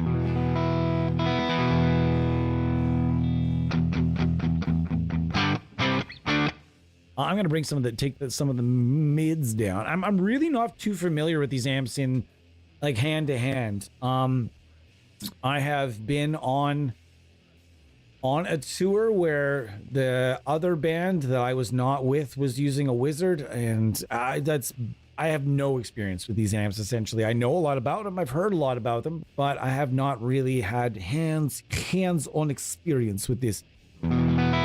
If you're out there and you've played around with a Wizard amp, do tell me. I'm curious. I'd be really interested to know how you feel about this. And from what I've been reading, from Wizard users that have tried this amp in amp 2 here, I saw one Wizard user that was just like all about it. It was like, yeah, this thing is the real deal. It sounds exactly like my Wizard. And then on the other side of it, there was like people that clearly were very like vehemently analog, and they're like, this is preposterous. How could they ever do this? Doesn't even have the name on it. This is bullshit. What a fraud. They just don't understand. I was recently actually explaining the parity factor and licensed, non-licensed, to a new user, a close friend of mine. I found out was recording a lot at home. I reached out to him, told him what I do now, and we haven't spoken in a long time. And he was like, really? And I was like, yeah, it's kind of what I do now. And so I got into this conversation with a brand new user about licensed and versus non-licensed and what it actually means. And there are a lot, still to this day, there are a lot of users out there that think everything that doesn't have the brand on it is bullshit. I don't want it unless it's got the brand on it. If it's got the brand on it, obviously it's the best one because the company got behind it. Obviously it's the best one. And that is a real way of thinking of things. And I can see why people might feel that way, not knowing. But once I had explained this whole non-licensed parody name and likeness kind of thing versus, only, one developer really can hold the licensing. Traditionally, it's only one developer that holds the licensing on a particular analog builder.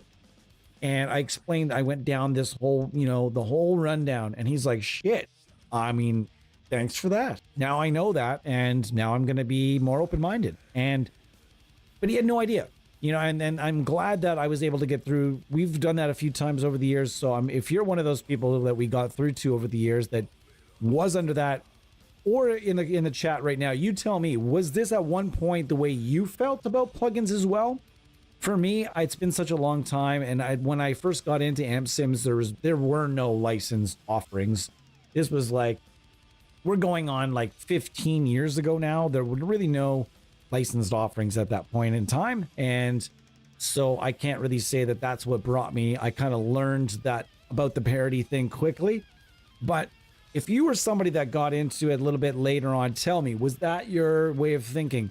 Because it's easy to think that way, especially with Neural DSP being behind so many big brands, right? Soldano, Mesa Boogie, and Fortin, and a number of other brands that they are clearly behind. So it's easy to walk in and be like, well, this is fucking amazing, and it's got the name on it. Oh, this must be how she goes. I can see why that way of thinking comes into play. But if you're ever talking to a new user, it's absolutely worth having the conversation with them of why things are how they are and why the names necessarily don't necessarily have everything to do with it. Heavy Metal Chainsaw, how's it going? Good to see you. I'll be honest with you, I did not expect to see you. I did not expect to see you in this stream. Man, this sounds so good. Oh my gosh, that sounds good. I'm gonna use my own delay for a minute here.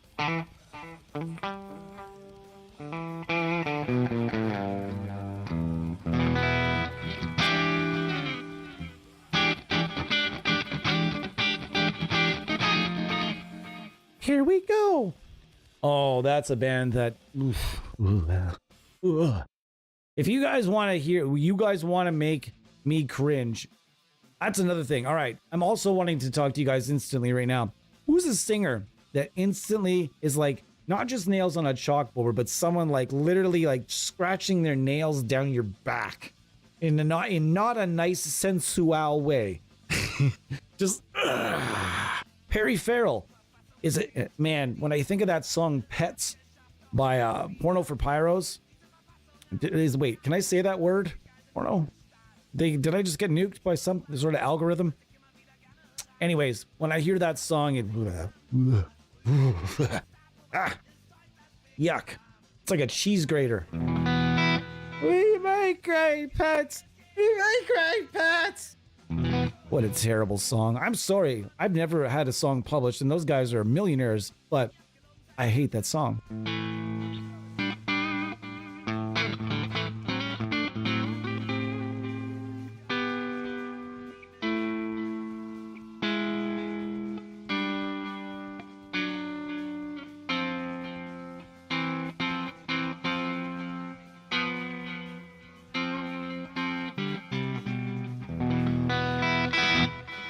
Hell yeah.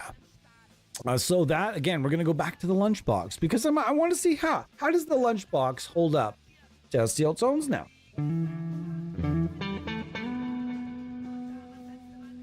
Doesn't seem like it's out of place, does it? We can make that just as snappy, and we can make this a touch less dreamy it is. Wow. Sounds great. It sounds superb.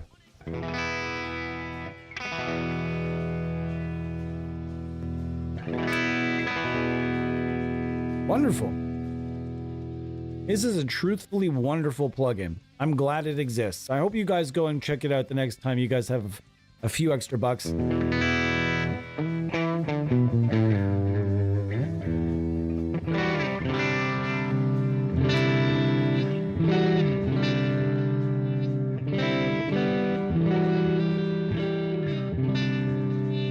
That's a little busky there, eh?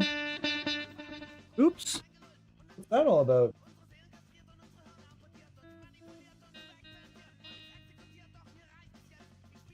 A little bit of a, I've got a little bit of a fret job to do. I didn't notice that was buzzing until just now. Yeah, right there. Flunk, clunk. All right, we'll just stay in the lower. We've only got about 15 minutes left in the stream. We'll just make sure we stay away from the third fret. I've done that before in a stream too, where I've noticed there was like a boson fret, and I'm like, nah, I'm just gonna stay away from it, and go figure that my brain goes in another direction, and then I'm like, sure enough, there's that fret again. Flonk. Yeah, that's what I'm talking about. DI signals, guys. Like if you've got buzzing frets, or if your neck is bowing, or if it's all fucky, you're gonna have notes like that. You're gonna have notes like that. They're gonna be fucking up the entire recording that you're doing at that point. If you're not gonna be like, that's what we talk about, making sure there are so many things before your guitar even gets to your interface, where there's so many different factors of how good or bad your DI signal is gonna be before it even gets to your interface, much less your amp sim. Okay, and we want to make sure that you guys, we're gonna talk about those factors as often as we can to make sure that you guys get the best DI signal possible, so that you guys can get the best performance from the amp sims that you're purchasing. Another factor, monitors. If your monitors are low quality, they're cutting off so many different frequencies and rounding things off. Sorry, it's got the polka pump here going. They're rounding off frequencies, so they're robbing you of quality, and they're robbing you of a good impression of the technology that you're purchasing. It's rounding off so many frequencies and taking away so many of the good things about these amp sims, that if you've got really, if you're going with, I mean, I've seen it, we've all seen it. We've all seen the guy with the $4,000 Strandberg playing through the $200 KRK monitors. What are you doing? What are you doing? You know, it's crazy. If you're gonna spend some money, guys, it doesn't take really expensive monitors to hear all the dynamic ranges of your plugins, but you can piss away a lot of quality by going a step down and being like, well, those are good enough, right? Or I saw the yellow cones in this other guy's video and he had a good tone. So like, again, you're not only are you not hearing that dynamic range, but the people out there that do have those monitors and those good headphones, they're hearing the mistakes that you may have made because you couldn't hear the dynamic range. Do you understand? Again, I'm not there are other people out there way smarter than me that are going to explain this to you, but we're trying our best to just give you layman's terms, the bricklayer version of all this stuff that we can. Oh boy, I said speakers in Eddie's vicinity. Everybody get ready. Everybody run away! I'm kidding. Buttcore. Whoa. This conversation could, nope. No. The little guy over here wanted me to say something and I'm like, no, you're not saying things. Okay. If you've never heard a good Balkan ska cover of something, example Poison here, like,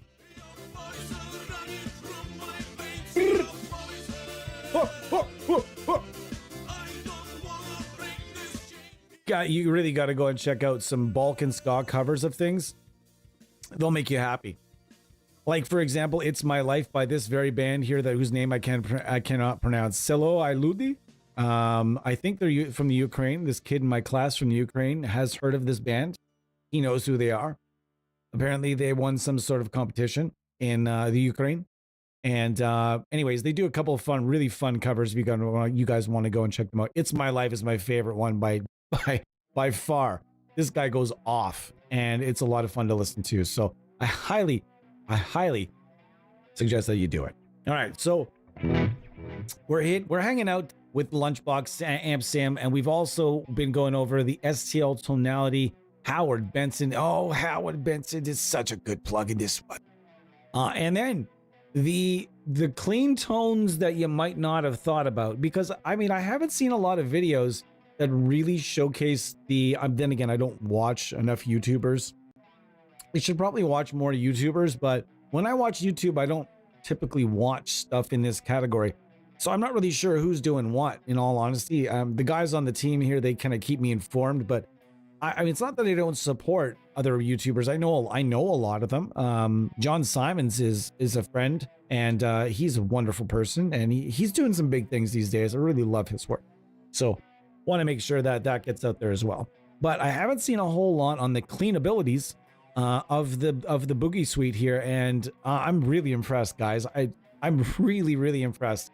We're gonna go after some rock tones to end the stream off here. I'm gonna get rid of the well, actually, you know, before we get rid of Lunchboxy here, let's see what Lunchboxy can do for the slightly gainier, vintage gainy type things here. Oh yes, indeed.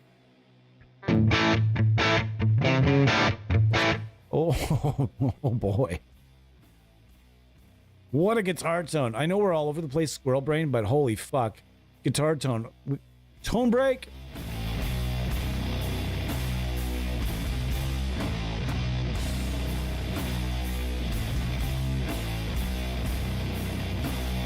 Oh, good God. Tone break. And no, that wasn't a hint.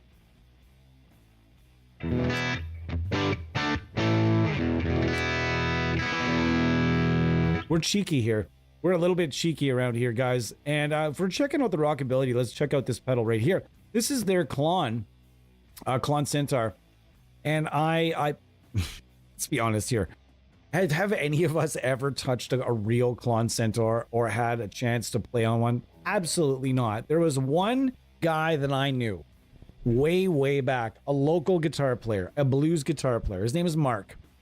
And he has one even to this day. He's a local legend. He actually has a real one that he bought at some point when it was not an expensive pedal. These were not, when he purchased it, it was not expensive at all. It was not what it is now. What are they worth right now? Can someone tell me in the comments, please?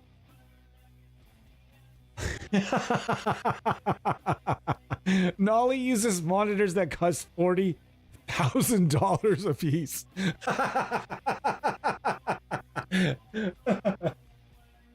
At that point, can you hear like the electricity coming through the topology of a circuit?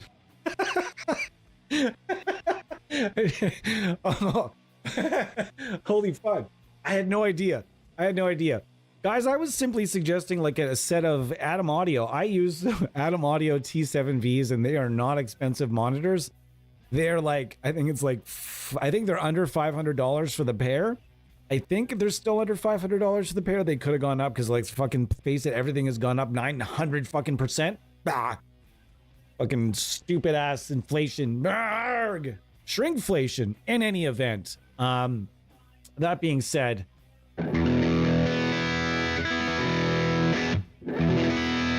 I think the T7Vs can still be had or the Yamaha HS7s. Those things they're going to give you all the dynamic range that you need for home recording. There's no universe where those aren't going to do you really well. They sound a lot more expensive than they actually are. And it's only a not even much of a bump up price wise from the KRK Rockets. They're really not that much different in price, and the difference in quality is a fucking 10 football fields. That's the quality difference. Why? I remember I had a set of those monitors. I had the KRK Rockets, and I remember the dramatic difference going from the KRK Rockets to a Yamaha HS8, and I got emotional. I'm not fucking kidding you. I was hearing things in songs that I've been listening to for 25, 30 years. Hearing things like symbols and things in songs that I'd never heard before. It was a really interesting moment, but $40,000, come on, man. Come on. I mean, really, where does quality in a monitor truthfully max out? I mean, that's interesting. All right, let's go without the Klon.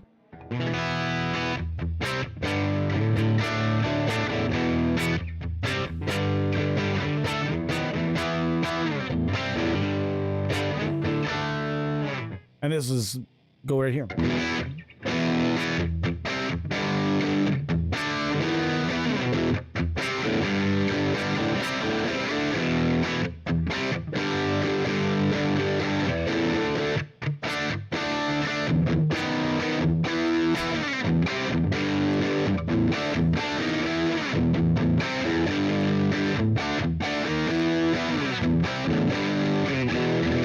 Now, shit.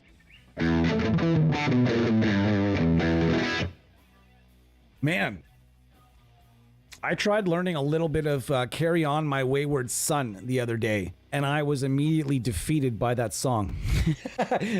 I'm trying to turn my head so I don't laugh directly in because my just fucking limiter just doesn't do what I needed to do. But that song is not easy. Especially that one riff where it's like, and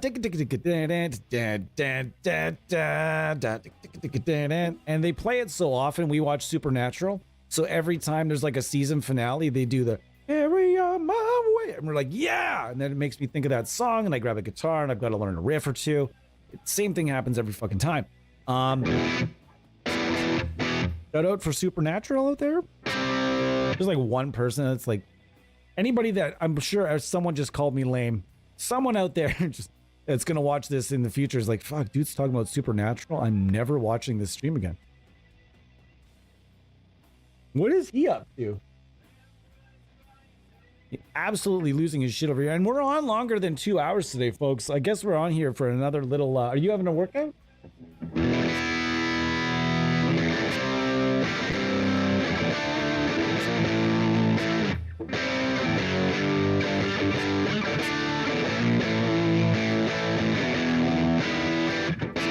That's a Soundgarden riff, right? Something like that.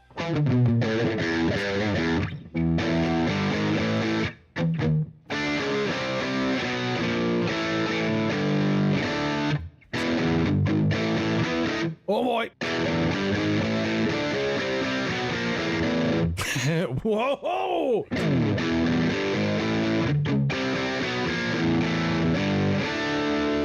Something like that?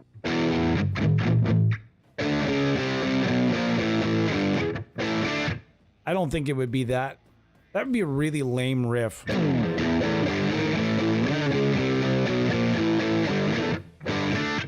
be still hard to play from there, though.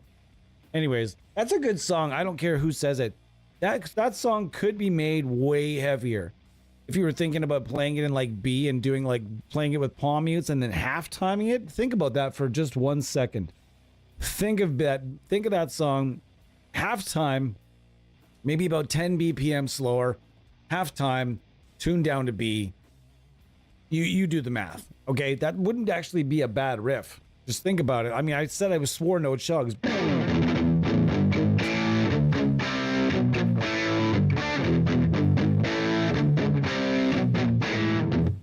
We can put some black metal into it. This is gonna be fucking horrible. Let's try that again. I can't do it.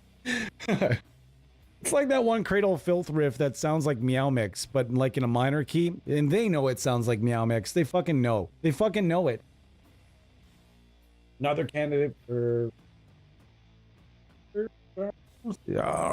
signature amp. What, Dean DeLeo? That'd be interesting. I would rock. I'm gonna be honest with you. If some developer out there released like whatever you want to call it, we're just gonna call it Archetype for the sake of it. But I'm not talking about a Tone Suite, whatever. We're going Tone Suite Dean DeLeo. I'd be like, what? Tell me more. Is No, wait. Dean is, which one's the bass player? Is it Dean, the bass player? Which one's the bass player? There's Scott and Dean. I think it's Scott and Dean. I can't remember. In either way, I would be honest with you, I would be okay. Like, think of the fucking tone on that one album, their debut album. I think, is it self-titled? Just like the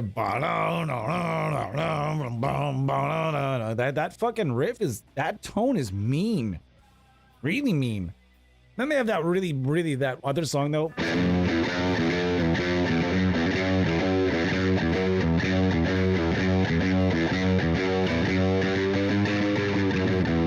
Flies in the Vaseline, we are all right. STL STP. I don't think I don't know how that would work. Are they still together? Remember that weird band they did when Scott Weiland quit and they did Showcore? It wasn't Showcore. What was the band they did? Gosh darn it, I forgot about that too. They did like a weird offshoot of a band with like this other singer. Can't remember what it was called though. Anyways, we're sitting here, and this is the clean break, and I'm not out of here just yet. I'm having a pretty good time. It took a while to get this one fucking rolling on all four wheels, but this one's going pretty good. I've been getting some great tones today in my own personal. It sounds good to me anyway.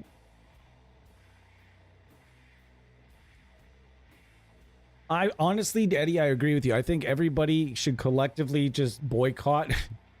And I'm not saying all KRK monitors are bad. I'm just saying the rockets are pieces of shit. But because of those yellow rings, a lot of influencers and content creators see them as like a way, like a starter kit almost. Like, I need those because like the bunch of guys I see are using those. I just think a lot of people could be making a lot of better mixes by spending even an extra $100, $100, maybe $200 more dollars. And you have to be looking at it. If you're going to spend $4,000, or if you're going to spend $1,000 on a guitar and you're going to spend like $250 on your monitors, scratching head to head scratching moment, you gotta try and get the best monitors on your budget. And if that's the KRK Rocket, like I said, if you can squeeze an extra couple $100 into save for longer. Save for longer and upgrade just a tiny bit, and I promise you, I fucking promise you, I've had a lot of people come back to me over the years and saying, man, those Atom Audio T7Vs that I got a pair, and I have to tell you, you're absolutely correct. I can show you guys the emails, and I'm so happy that if even one person doesn't buy KRK Rockets in the future because of these words, I will be a happier person. Put it that way. So this is the Lunchbox amp, absolutely doing work up in here. And earlier, so yeah, we're probably gonna end up cutting it in a couple minutes here, but again, let's go over what we use today. We use the Kive Audio Lunchbox, and this thing is awesome, and we've discussed it. It's I'm not sure if they're making an update for it, or if it's a completely separate plugin, or what the story is, but I know that Kive Audio is working on something for guitarists. That's all I can tell you. They sent me over a couple of shots, and I was interested. I was very interested, and I really like the way they look at things. Plus, their processing / creative mixing tools, whatever you want to call it. They got some really cool stuff coming out, guys. So check out Kive Audio ASAP. Head over there and check it out, because it will be worth your time. Now, moving along, we went to the OG, the very first in the series, Tonality, Howard Benson, Mike Plotnikoff, and later on after it was Chris Lord-Alge came in with like a bass amp here. This bass amp sounds okay. It sounds decent. Not by any means bad. It's serviceable, and it's nice to have if you're only looking for like an all-in-one kind of thing and you're not really looking for something too crazy on the bass side of things. This will do you. You'll be able to record bass and guitar all inside one plugin, which is also really nice to have in a suite. I like that they went with that. Now, but come on, STL Tones, let's see some more bass love in Amp Hub. Come on, guys, let's see some more bass love in Amp Hub. We'd love to see it. Again, so this has got a Bogner, it's got a Wizard, it's got a Marshall, and two Fenders, and these two Fenders are absolutely immaculate for clean tone. I love them for country, love them for all things clean. Really, really, really fun to use. The stomp section, it's okay. It's there and it's serviceable stuff that you'll need. Just a screamer here, as mentioned, a screamer, delay, reverb. And again, we went through a bunch of different amps, 6 amps. You get a bunch of cabs here as well. One at a time, unfortunately, but it would be nice to have 2, but I'm not going to complain too much. Custom bass cabs, custom guitar cabs here, and you've got a bunch of other stuff. So that's great. And then last but not least, we went over some of the really cool, I was going to say, there's 2 words that mix together there. They're very cool, clean. I went to see cool and clean at the same time. It didn't work. Okay, so the cool and clean tones and the slightly edge-of-breakup tones here in the Mesa Boogie Mark Suite. Very, very cool. Developed by Neural DSP, as you guys are well aware. This gives you a bunch of pedals up front. You've got the compressor, a couple of overdrives, and a chorus, which I really love having a chorus after the drive effects up front before the amp. I absolutely love that because then you drive right through the chorus and it just adds something different. You get that Zakk Wylde kind of vibe. You can make it as big or small as you'd like using a nice slow chorus. You got the amp, 2 amps. Many believe that this only has 1 amp, and that would be untrue. This has the plus and the plus plus, which removes the clean tone and gives it more gain, as far as I've been told. 3 different cabinets. You get a stacked couple of 212s, and of course you get the oversized and the slightly is this a halfback? I can't recall exactly. Plus, in a rarity, in a rare move here, you also get that was a cool sound, right?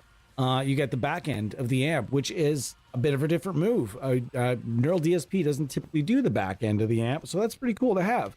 I've always loved when companies do that.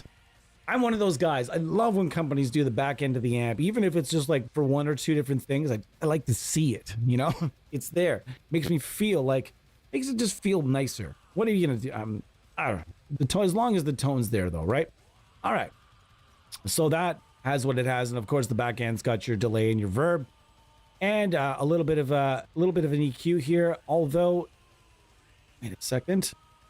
I will say that, I mean, you can kind of make your own high-low pass filter kind of thing here, but having a nice, I think they added one recently. They added for the Fortin Nameless X, they actually added the high and low pass filter, which to me makes it way more of a complete.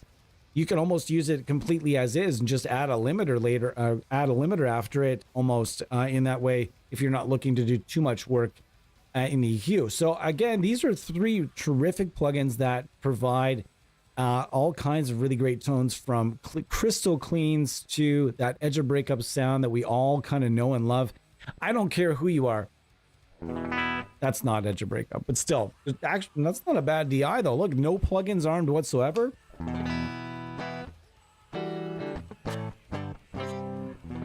Apart from that 3rd fret, not too bad. Nice, nice, smooth-sounding signal going into the amp sim. Pretty wonderful. All right. All right, guys, so these plugins none of these plugins are really going to break the bank. I'm not sure exactly I really should start researching right before a stream what they're all charging for these plugins right now. But I mean, the prices move so often and sales move so often. I always just suggest get on every developer that you like, get on their mailing list ASAP right now. That's my challenge for you today. After this stream, go and take every developer that you really love and some new ones that you're maybe curious about. Jump into that mailing list. You're going to find out when the new products come out. Even before that, you're going to get maybe some perks for being on the mailing list. You're going to find out when the sales start. You're going to find out all kinds of different things. And without having to, rely on your social media feed to get that information, you're going to get that. Pow. Sure, it might hit your junk filter, but you can always go in there and check out what's going on. Not a big deal. That is my challenge for you guys today. I hope you guys enjoy yourselves. I hope you enjoy the rest of your evening. I'm going to be back. This is a no sponsor month. We decided to go month on, month off. So May is the beginning of a no sponsor month. Why? Well, because we are expecting the release and at least the beta for NAMM Universal. And we are going to be doing some small giveaways and streams. So We have some stuff from Aurora DSP. We have some stuff from Nimbrini Audio. We have also some stuff from, we have a couple things, that's not locked down yet, so I don't want to say, but we have a couple little sprinklies that are going to be sprinkled out in streams, but nothing that's going to be overly developer based. We want to make sure that we go month on, month off without actually having to kind of pump that stuff at you and do our own stuff. So today, before we get to that, guys, have a great night. And my challenge again is make sure you go out and get on all the developer mailing lists you can and check out Kive Audio, because we all know you've heard of STL Tones. We know you've heard of Neural DSP. So check out Kive Audio. That's the other thing, part of the challenge. Now, as far as streams go this coming weekend, there's going to be some fun stuff. I have a disc golf tournament that I need to attend on Saturday this time around. So it's going to be a late stream on Saturday. We're going to maybe do a Doom Tomb or a High Gain Haven or something. It'll be later on Saturday night, likely. Sunday is going to be the stream day this time around. Friday after work as well, Freeware Friday or Fun Friday. Something's going to happen Friday. So Friday, not a lot going on Saturday, maybe something in the evening. And then Sunday is going to be the streaming day. I'm going to be doing something probably nice and long on Sunday and have a good time with that. So if you're curious as to what's happening this weekend, that's the score. If you're watching this after the fact, any weekend, every weekend, we've got stuff going on. So just kind of be watching. Oftentimes, I let you guys know like a few hours or a day ahead of time on our Facebook page. So if you're not on there, make sure you hop on. Thanks so much for being part of this community. Thank you so much for joining me for such a long time and listening to me play half-assed guitar and talk not half-assed tech. Okay, good tech, great tech. Okay, so thank you so much for joining me. I really appreciate each and every one of you. Thank you so much to the staff for answering questions when I'm not as quick in the comments as I usually like to be. And thank you guys all for being here in general, okay? Dude, don't worry about it, Bo. That's one thing about our staff. We're here when we can get here. Okay, guys, we all have jobs. We've all got other stuff going on. The AmSim universe is a hobby. So we're going to be here as often as we can be. Okay. Thank you guys so much for being here as much as you can be. And man, this weekend's going to be fun. We'll see you then. Cheers.